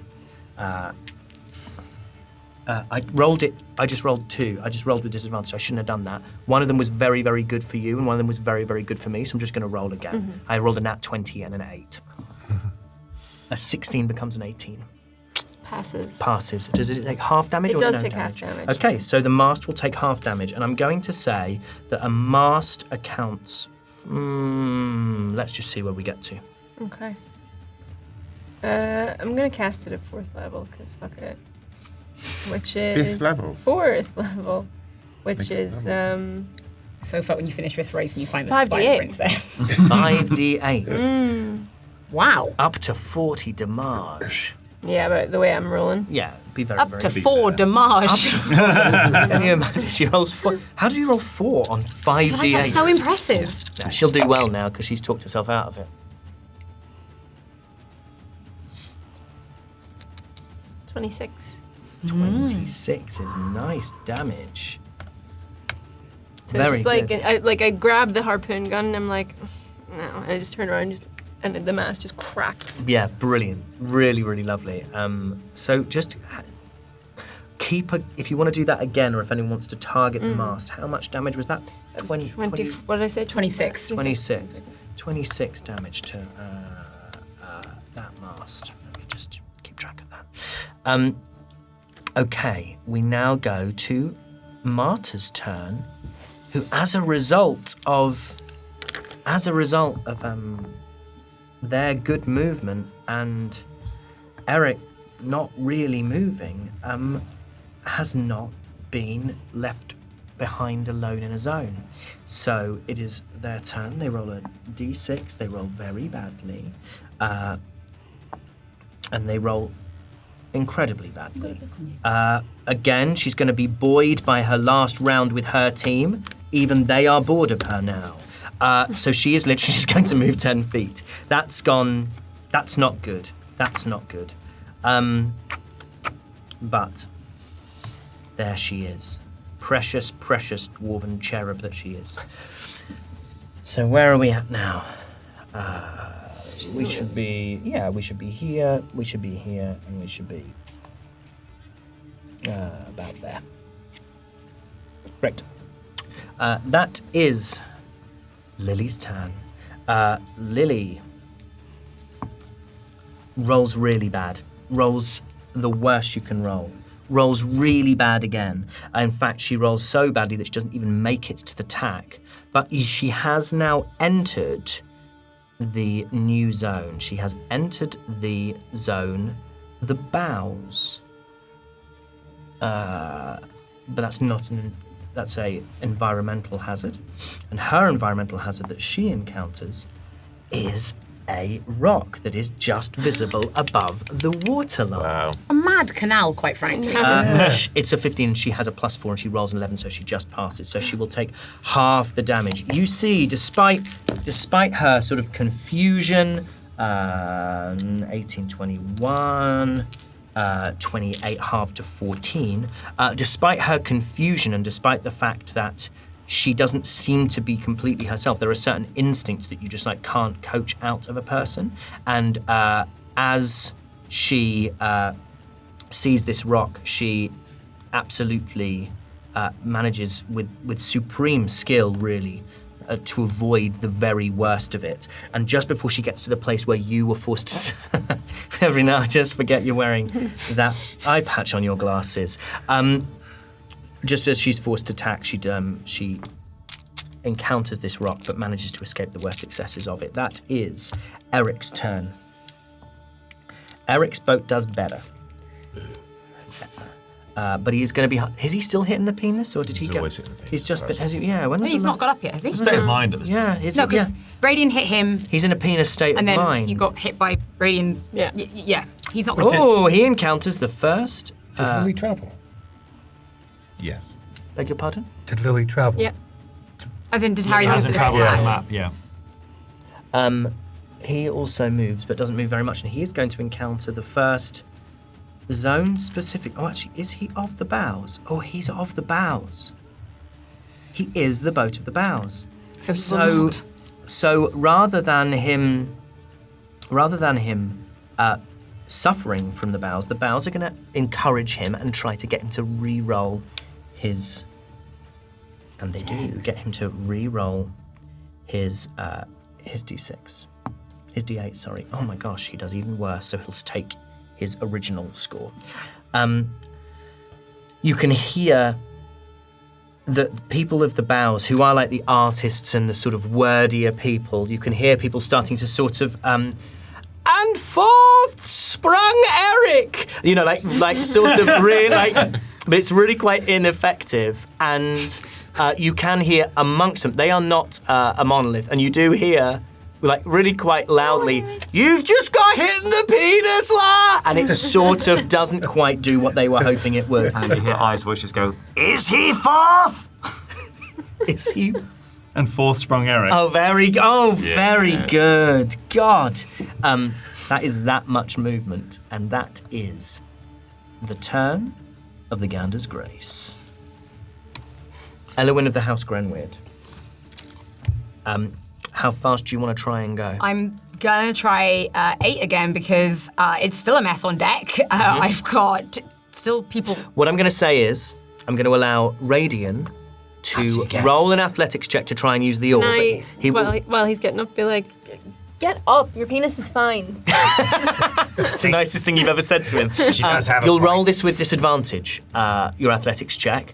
You can roll an athletics check. You both need to beat a DC 10. You have disadvantage on it, but you can use a bardic inspiration. You don't need to.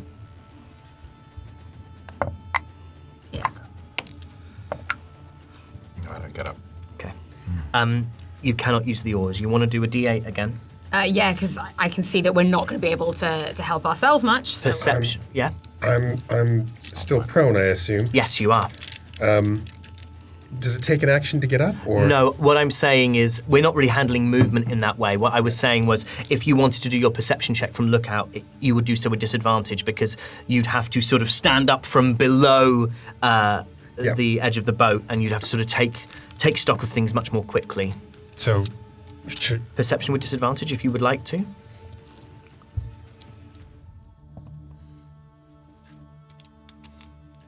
it's a 13. 13. Does it? I think that passes. It does pass. Wow. Well diddled. So then I roll a d4. Does that happen before she rolls? No, you don't need to roll a d4 because essentially she has a d4 penalty because she's making the boat go as fast as it can. But because you're adding a d4, rather than both just rolling cancels d4s together. and we're adding, we'll just treat it like advantage. Disadvantage cancels itself out. 7. 7.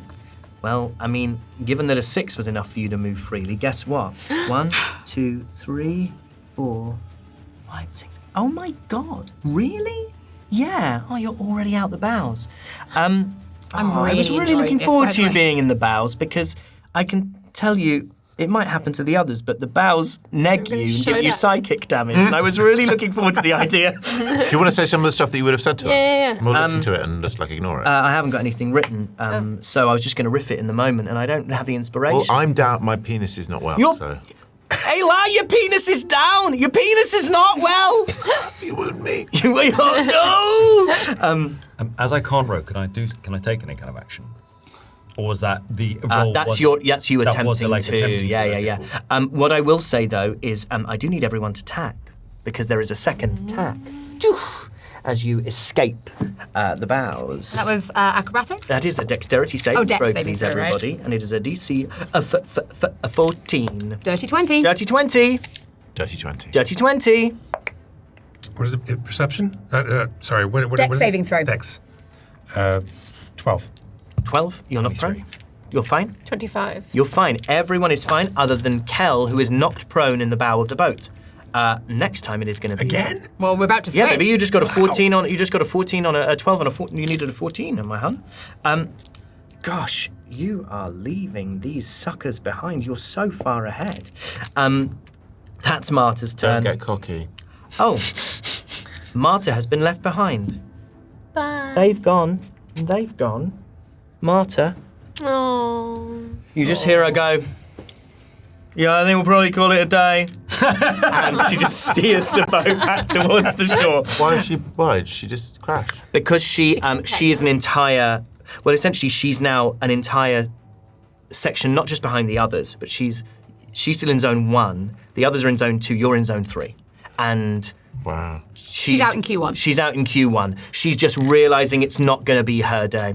Okay, thanks very much, everybody. Really appreciate the support. We'll be back next year. She just steers. It's been good having you. Just steers into one of these jetties here, and just you see her just immediately jump off and just start to walk home. That is Lily's turn. Who was it that I did that? can't Kimmy fire Ryken. anything. It was Kimmy You Ryken. need to. It was a boat, Monaco. You can. So you need to do two things. First, you can fire. And you can have fired at, you did 70 feet, which would put you at 240. 1, 2, 3, 4, 5, 6. Eric is out of range. Okay. The only one you can fire at is Lily's boat.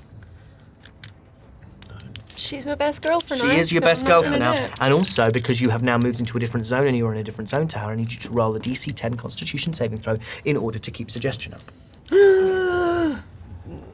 You've got this. Dice. Be nice to me, dice. Drops.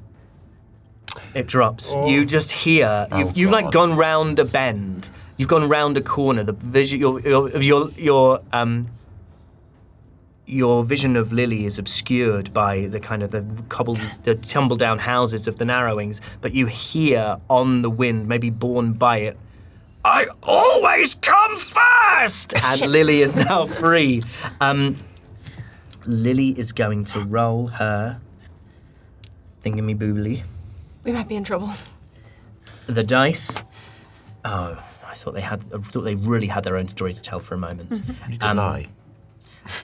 She's only moved 40 feet, which is kind of lovely because it is the last of the zones. 1, 2, 3, 4.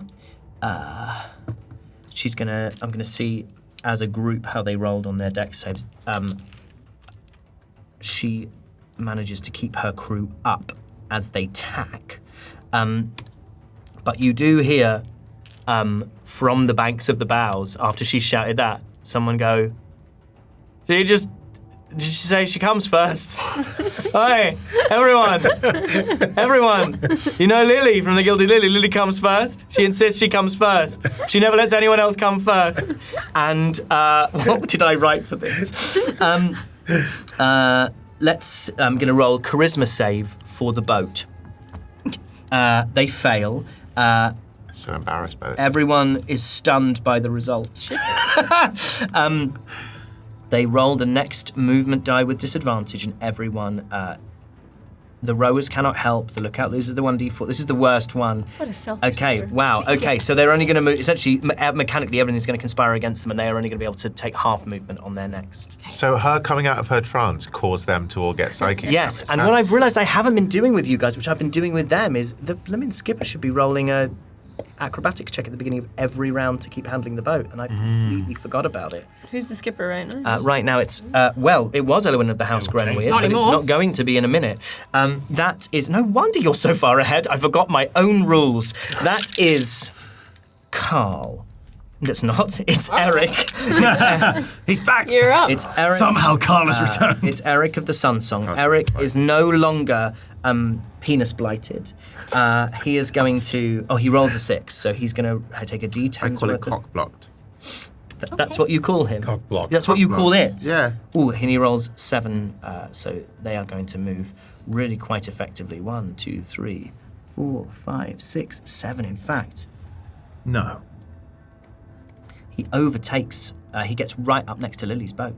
Wow. The two of them are very much in it to win it. He is going to. Can he reach you? He can't. Instead, he is going to, grasping his sore penis with one hand, he directs his harpoon gunner to attack Lily's boat. And they are going to roll to try and hit it. They roll an 18 on the die, which means they definitely hit, which is going to be some damage, which is 3d8 piercing damage on that ship. That is a 6 and a 3 and a 1. That is 10 damage to Lily's ship. That is your turn. I have forgotten, as I said, to make you roll a check that you should be rolling literally every time. Okay, then So- will we switch? You're into a new zone, so you're going to be changing jobs anyway. And bully for me, I think your acrobatics is probably higher than most anyway. It is, yeah. So who is going to go where? Tell me all at once, and I will just rearrange them Alex, as you talk switch. through it. Okay, so I want to go on. If you're We're skippering, Yeah. I want to be on deckhand. that would be. So I'm not switching with you then. Oh, okay. Can I go back to rowing now then? Mm-hmm. Then sure. If that's where you want to put me. And then I guess I will go to lookout. I have to move. Am I there. still prone? Did I hold have on. to crawl up there? No, yeah. I will say this, that Radian can't do 2 rounds in a row. So I can't be on the oars and Radian can't be on the oars, so someone else has to go on the So I oars. guess that has to be me. then, Either doesn't Kel it? or Dolly have to go on the oars. I mean, I can, but I am minus in strength, so it's... It's really silly. Big It's scale, I really think silly. it might Yeah, have it might to have be to be you. me. Hey, we good team before? Yeah. Hell, drink your honey. Remembers about the silent.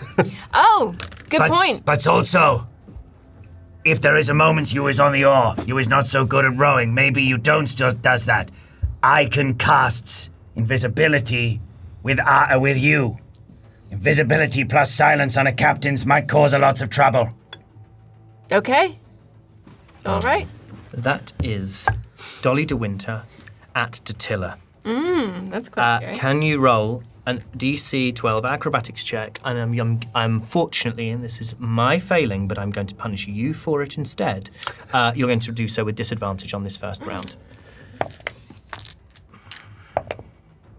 Okay. That's a 6. It's a 6. Okay, so you're only going to take half movement this round. Would you like to attempt to roll a D4, a D6, or a D8? And can I have some athletics checks from our 2 rowers, which is the original rowing team? I was prone at the end of last round. Roll it with disadvantage. Thank you for your honesty, you beautiful, beautiful boy. Athletics, right? 5. Okay, so you cannot add anything to this. Which die do you want to try and... which die are you going to use for your movement?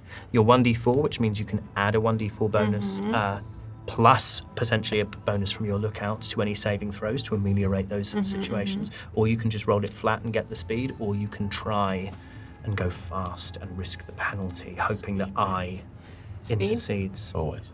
Yeah. Okay, so that's fast. let's do a perception check from I on the lookout. I can't see over the edge. Okay. It's a 3. It's a 3, so you are going to lose a d4 from any saving throw. Roll a d8, please, Dolly de Winter. It's a 2. It's a 2. You have moved into a new zone, Oh, God. and therefore, with a 2 on a d8, you suffer the zone-specific effects. However, you are in the narrow. I was going to say, it's the holdings afterwards. It's like, So, what they are going to do is they are going to encourage you to try and go quicker.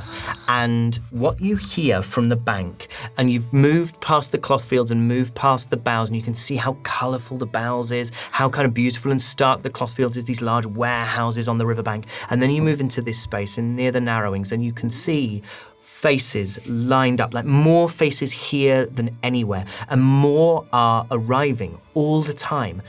For the first time in as long back as most people can remember, the narrowings are in the lead of the race, and you take the tiller. It is not your natural skill set. You feel uncertain, and you look over and you see, in the same way when you first saw all those people looking up at you in Haven. It's a version of that, but they're looking at you because of who you are, not because of who they think you might be. And you can re-roll your D8, and you can take whichever movement is higher. While I'm doing that, and I look out at the crowd, I'm going to use thaumaturgy to send up blue fireworks into the air as well. Gandalfing it. It's a 4. It's a 4. Great. I'm going to say you're going to ignore You're going to ignore any environmental effects, because I think that's a moment that deserves a little bit of space and a little bit of grace. Ganders grace. The Ganders grace, in fact. And you hear a voice calling out from you can't tell where it is, but you hear someone, you hear the God Killers, you hear the word the God Killers kind of called out on the air, and people are like leaning over the guardrail. They can't, it's you, it's the people they've heard so much about, and you are sailing their ship and you are leading their race on behalf of where they're from. Smile and wave, everyone. Oh, no, Last line! so far, I'm actually the only one doing anything. So I will not let anyone. That is Lily's turn. Lily is absolutely bloody furious, but she can only take half movement. So Offer still stands. She's Pardon? Did we move? Did we move? No. No, sorry, you didn't. Do I get a go as the deckhand? You do, absolutely. Sorry, baby. No, but I don't want to... Well, you do. You only moved 40 feet, so 1, 2, 3, 4. Let me check. 1, 2, 3, 4, 5, 6. You can't fire the harpoon because they are... But if you've got something that works from 80 feet, if something has a range of 80 feet, then you can use it. Well, one thing I am going to do is, because one thing it says here, deckhand can operate the harpoon guns or repair the ship. Yes, you can. Oh, Well done, yeah. baby. You can repair the ship. I've made a TTRPG, everyone. Yeah. So I would like to repair the ship if possible. Okay. Roll me a survival check, and this will determine whether you restore a D20 or a D10's worth of HP to the ship. This is a DC 12. I fail. Okay, so roll me a D10 and you restore that much HP to the ship.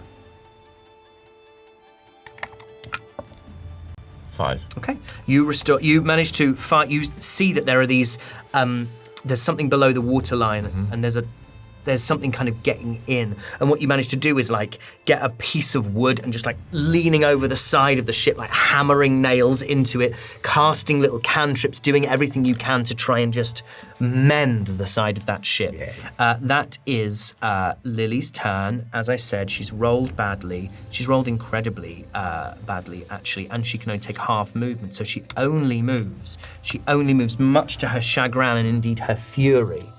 Sorry, they should have been there. She only moves 10 feet. That is, though, she has. She's still in her second zone, so she can't even put Melchior back on the. She can't even put Melchior back on. Still, she is going to do what she can to bring down Eric's ship. She is blind with rage at this point.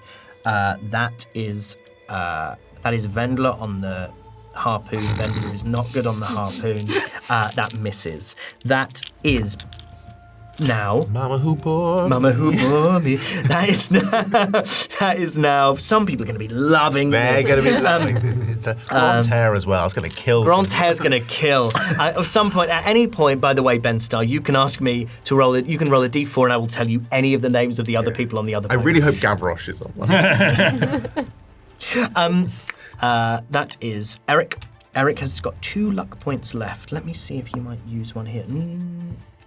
No, he's not going to. He's going to take the D8, and he moves 70 feet. He's really quite pleased with that. His penis is, you can almost, Twitch. you can tell he's slowly recovering. His penis twitches. Can I say that? Kill me, you hear? Because I'm still on the harpoon. He's coming within penal range, right? Is he approaching penile range? I'm going to have him. Well, I'm going to just check something because they're going to have. He doesn't want to come within penal. They're going to have to. They're going to have to tack. So let's see if he falls prone from tacking. He doesn't. So is he within penile range? 1, 2, 3, 4. Well, you've used your action to repair the boat, but he will be in penile range at the top. I'm saying, he can please catch up. So he moves. They also move into the 3rd district, into the narrowing. I'd like to hold my action. That is your turn. That is. Why don't we begin where we want to begin? Is it our turn? Yeah, it is. Yeah. Take a shot. I take a shot at Eric's penis, please. He makes a dex save, right? Mm-hmm. He rolls a 14 on the die. As I load up one of these beanbags. At one point, he's in the lookout. He's in the lookout point, like peering into the water of the Narrows, and you watch as his hand is on his brow, as this beanbag sort of nerve bullet just travels across, and he slaps it out of the air and shouts, "Not today, Satan." That is Satan canonical in religion. yeah, Satan. No, Satan's just a mate of his. He mistook you for Satan. Spelled S-E-Y-T-O-N. Yeah, Satan. Satan. Satan. Jesus. Yeah. That is Dolly de Winter at Datilla. Would you like to... You're not rolling this with disadvantage, but you can roll a DC 12 acrobatics check to keep this ship on course, hun. Natural 20. Natural 20, you can roll the next one with advantage. I'll tell you what you can do. You can make a call. You can either roll the next one with advantage, or you can choose to double whatever you roll for your movement, but you have to call it now. Let's double it. Let's double it. Okay, so what would you like to take? Let's see if our oars are ready, willing, and able. I mean, I had 2 15s plus an 8. Does it beat a 10, Kel? It's a 10, exactly. What time. Right. Cal. So if you take the D8, it will become a D10 and you have a chance to double it. Okay. So let's have a perception check from I. Nat 20. Oh my god! Right, okay. Okay, I will say you add a D8 to any saving throws if you occur in any environmental. So you Looks are going to roll. totally clear. You're going to roll your movement once, and you're going to tell me how much, and then roll it again, and you'll encounter. You make encounter environmental effects, and they may stack, but you'll have a D8 to add to each of the saving throws. Okay, what am I rolling? A D10. A D10. Okay. Come on. It's an 8. Okay. No impediment. Roll it again. No lawful impediment. It's a 7. Oh my god, that's 150 feet. Wait, do we leave the back? Do we leave They're narrowings. the narrowings?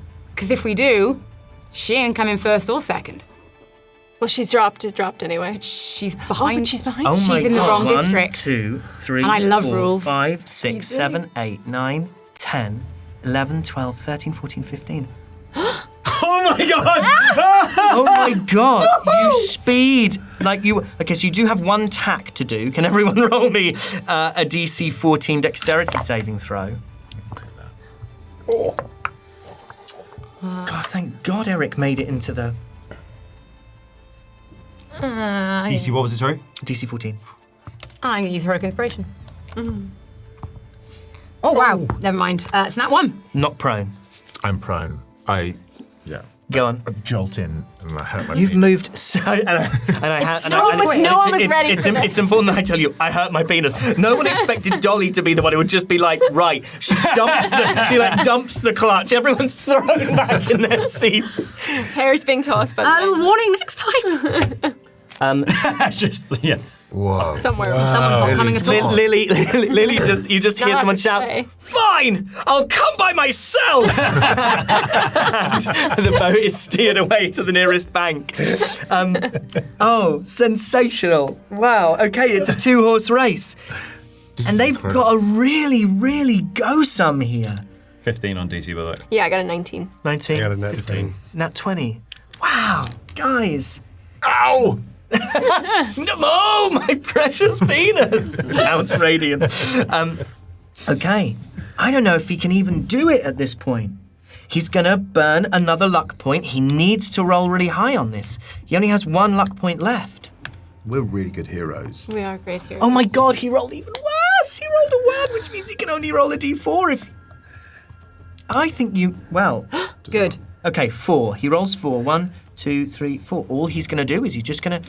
Old Man Rivers just keeps rolling along, you know what I mean? It's back to you guys. How fast do you want to move? You are 500... You are 100 feet. We've entered another district, right? So we have to switch. You do have to switch. Put me on lookout. Quick while you're ahead. Someone take this off me. Radiant switch. Yeah, I mean, I'm prone. Just remember, I can't stay on the oars. I guess I'll. I'll take oars. Yep. I have to go somewhere. Shall I swap with? You've got really good Wait, perception. why didn't Yeah, you go Radiant? look Does you want to take the tiller? Well, I'm prone, so someone just Oh. decide where they want to go. Like I can't do skipper, but I can do lookout, and we can just assume that I can't see anything. Yeah. How about that? Cool. Let's do that. We're going in blind. I'm just trying to get on mic. You roll your perception check from... Did you lean in to do Yeah, some I was close like- I was harmony work with looking. me? You would roll your perception check with disadvantage. Great. So where's everybody else? Tell me. Then I guess I need to be deckhand, really, because I can't stay on the oars. So it's me and Danny on the oars. And you're Yeah. Captain. you're skipper. You are the captain You make the now. choices. Hey, unless you want to put me on skipper because I have acrobat. No, you going skipper. No, I was on oars. Unless you want, do you want to go captain? Well, it's only 'Cause you've because I got roll acrobatics. acrobatics. That's Yeah. all. Yeah. And like we're so far ahead that harpoon's not. Yeah, So- it's a good shout. So you're prone. You're prone. You're not. You're not No, I'm prone. not prone. So It takes an action to get up, right? I'm gonna just say you can get there, but you'll roll your whatever it is with disadvantage. Okay. We're being a little bit fast Fine, and loose. no worries. Okay, so we will go Elwyn at skipper, in fact, and Kelnis is going to be on the harpoon switch? gun. Yep.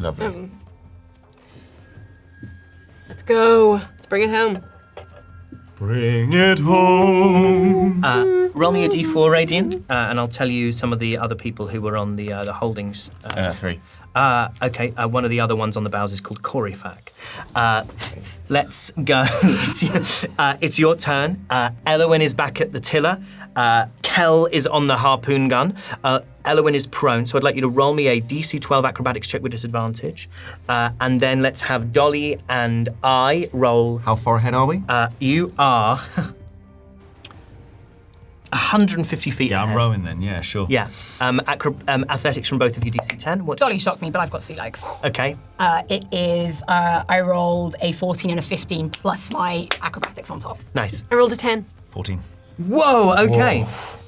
So Dolly, Elowin, on the tiller, the floor is yours. You can move just as you normally would. There's precious, unless you have something with a range of 150 feet, Cal, you're not going to be able to do much, but what I will say is you could do, if you wanted to do like a plant growth or something and leave it in the water behind you as an added impediment, that's the kind of thing that you can do. Actually, what I want to do, I want to cast Gust of Wind.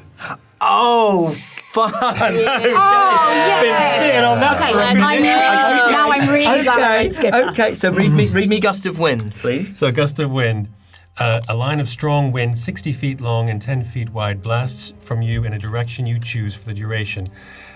It pushes people back and stuff like that, but it can also push a boat. I'm going to say then that will allow you to add 1 D20. Yeah, a D100. I will allow you to. You'll roll for it each time, and you have to maintain concentration on it, or you can cast it multiple times. You can add a D4 times 10 to your movement. Yeah, it's concentration up to 1 minute. Great, fantastic. So, which die are you choosing? I don't know, biggest one possible, I suppose. D8. So you've passed, so that can become a D10. Let's have a perception check with disadvantage from Radiant. That is the D4 you're rolling. You need to be rolling a... 10. Okay, fail, so you don't get to add a D4 to avoid environmental effects. Can you roll a D4, please, Cal? D4. And you can roll your D10, Elowin. 3. It's only a 4. It's a 4. So we're going to treat the 4 as the roll, and we'll add the 3 to it afterwards. The 4 here... Oh, it might be one of the ones I like. It is! Well, you wrote it. You go to steer this ship, and the river is not where you thought the river was going to be. The river seems to be on the bank. You've moved into this area of loads of red flags, and the red flags, it's like being in a bad bar. The red flags are all around you. The red flags are beside you and behind you, and the same flags seem to be in different places, and the same bit of river, and you see a jetty jutting out over to the east, but the same jetty seems to be appearing on the west. Can you roll me an intelligence saving throw? Oh, God. No, I can't. Okay. Shan't, that's a flat 4. Okay. You move 70 feet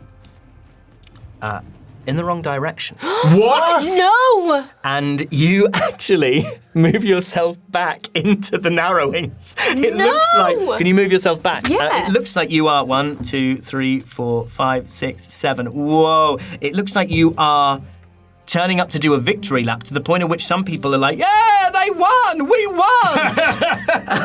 That is... Is Lily back in the race?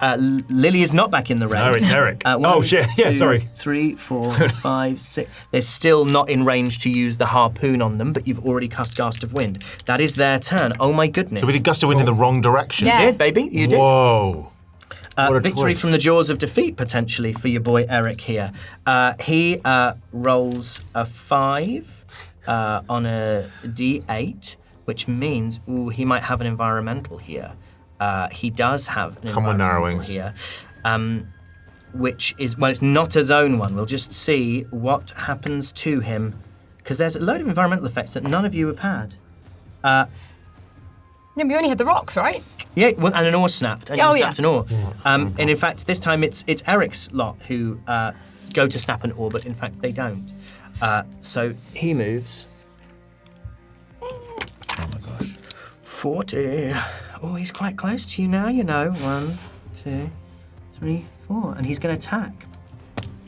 That is your turn. Go ahead. So you my want? acrobatics is, before we do anything, Yep. is 22. Yep, passes. People on the oars.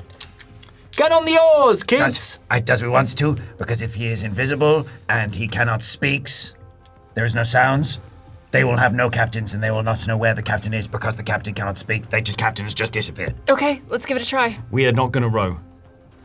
You swoops off from I's shoulder. I can cast spells using touch, using you. Mm-hmm. You sweeps down. What's use movement speed? Oh fuck, that's a great point. That's a great point. If you can't do it, I won't say you've done this. Yeah, that's a.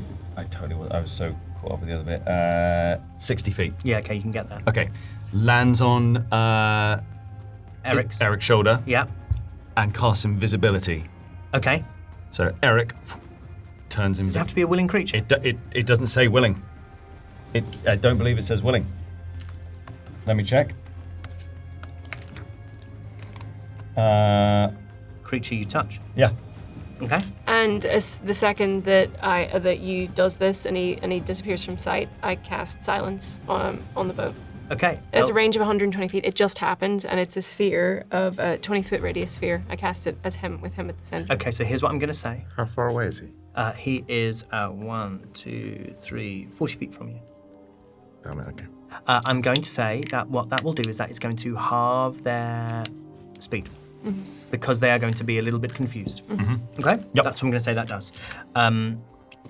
You have the choice of die.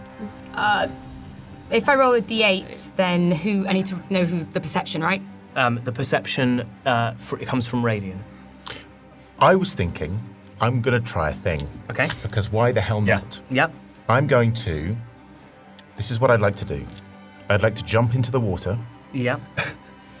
Oh no, first of all, I'd like to disguise self, and I would like to disguise myself as Eric. I would like to jump into the water. Yeah. And then I would like to face step onto the other boat. Yep. And appear as Eric. This is sensational. Yep. And I would like to shout, Yep. "Stop this boat! Stop!" Yeah, the boat is bigger than 20 feet. So you can, roll me a deception check. With advantage, this is cool as hell.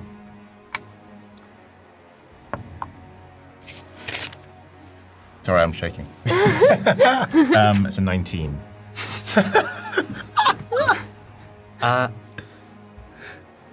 You raise a hand, you shout, "Stop this boat, stop." And hands up off the oars. The boat just starts to drift and list. And the crew members look at you. They are waiting for a command that is not forthcoming. Eric is invisible and silenced. There's nothing he can do to break free of either of these effects. And it's just me and Cal on the boat. No, we're all Oh, no, you're the we're there. you, yeah. It's just you. Make your movement. I'm Gonna go for broke. I'm just gonna go for a d8, I guess. Although I'd roll that with disadvantage, wouldn't I? Because there's no perception. No, you just don't add a d4. I just don't add You add a anything. d4, Oh, so okay. you will minus a d4. But you are back in the narrowings now. Wait, let's go back to where we were. I got 'cause the it's- nat 20 on the last one, so does that carry up? Because we. On a perception, Yeah. you're doing something different Yeah, now. cool, great. Yeah. And I've allowed a little bit of nice Yeah. shenanigans. Yeah. Let's just go back to where we were. It's 7. 7. Great. I'm going to say I've you still can got add. gust of wind going as well. Yep, so you can add a d4. And because you are. Yeah. So 7. 1, 2, Add a d4. 3, 4, 5, 6, 7. 3. 1, 2, 3. You're 70 feet away. About we're here. I'm going to. Eric, at this point, not that any of you would know this, is invisible and he cannot figure out what the hell's going on. He's also freaking out. By this point, his penis is killing him. So he can see himself. I'm over there, and my penis hurts now. I'm gonna say literally nothing happens. It's the crew. It's that turn, and the crew will look at you. Is it my turn to go? Yeah, yes.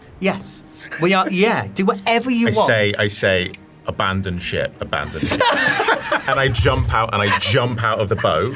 Roll persuasion with advantage. Roll persuasion with advantage because you are doing it. You are their captain, and you are doing it.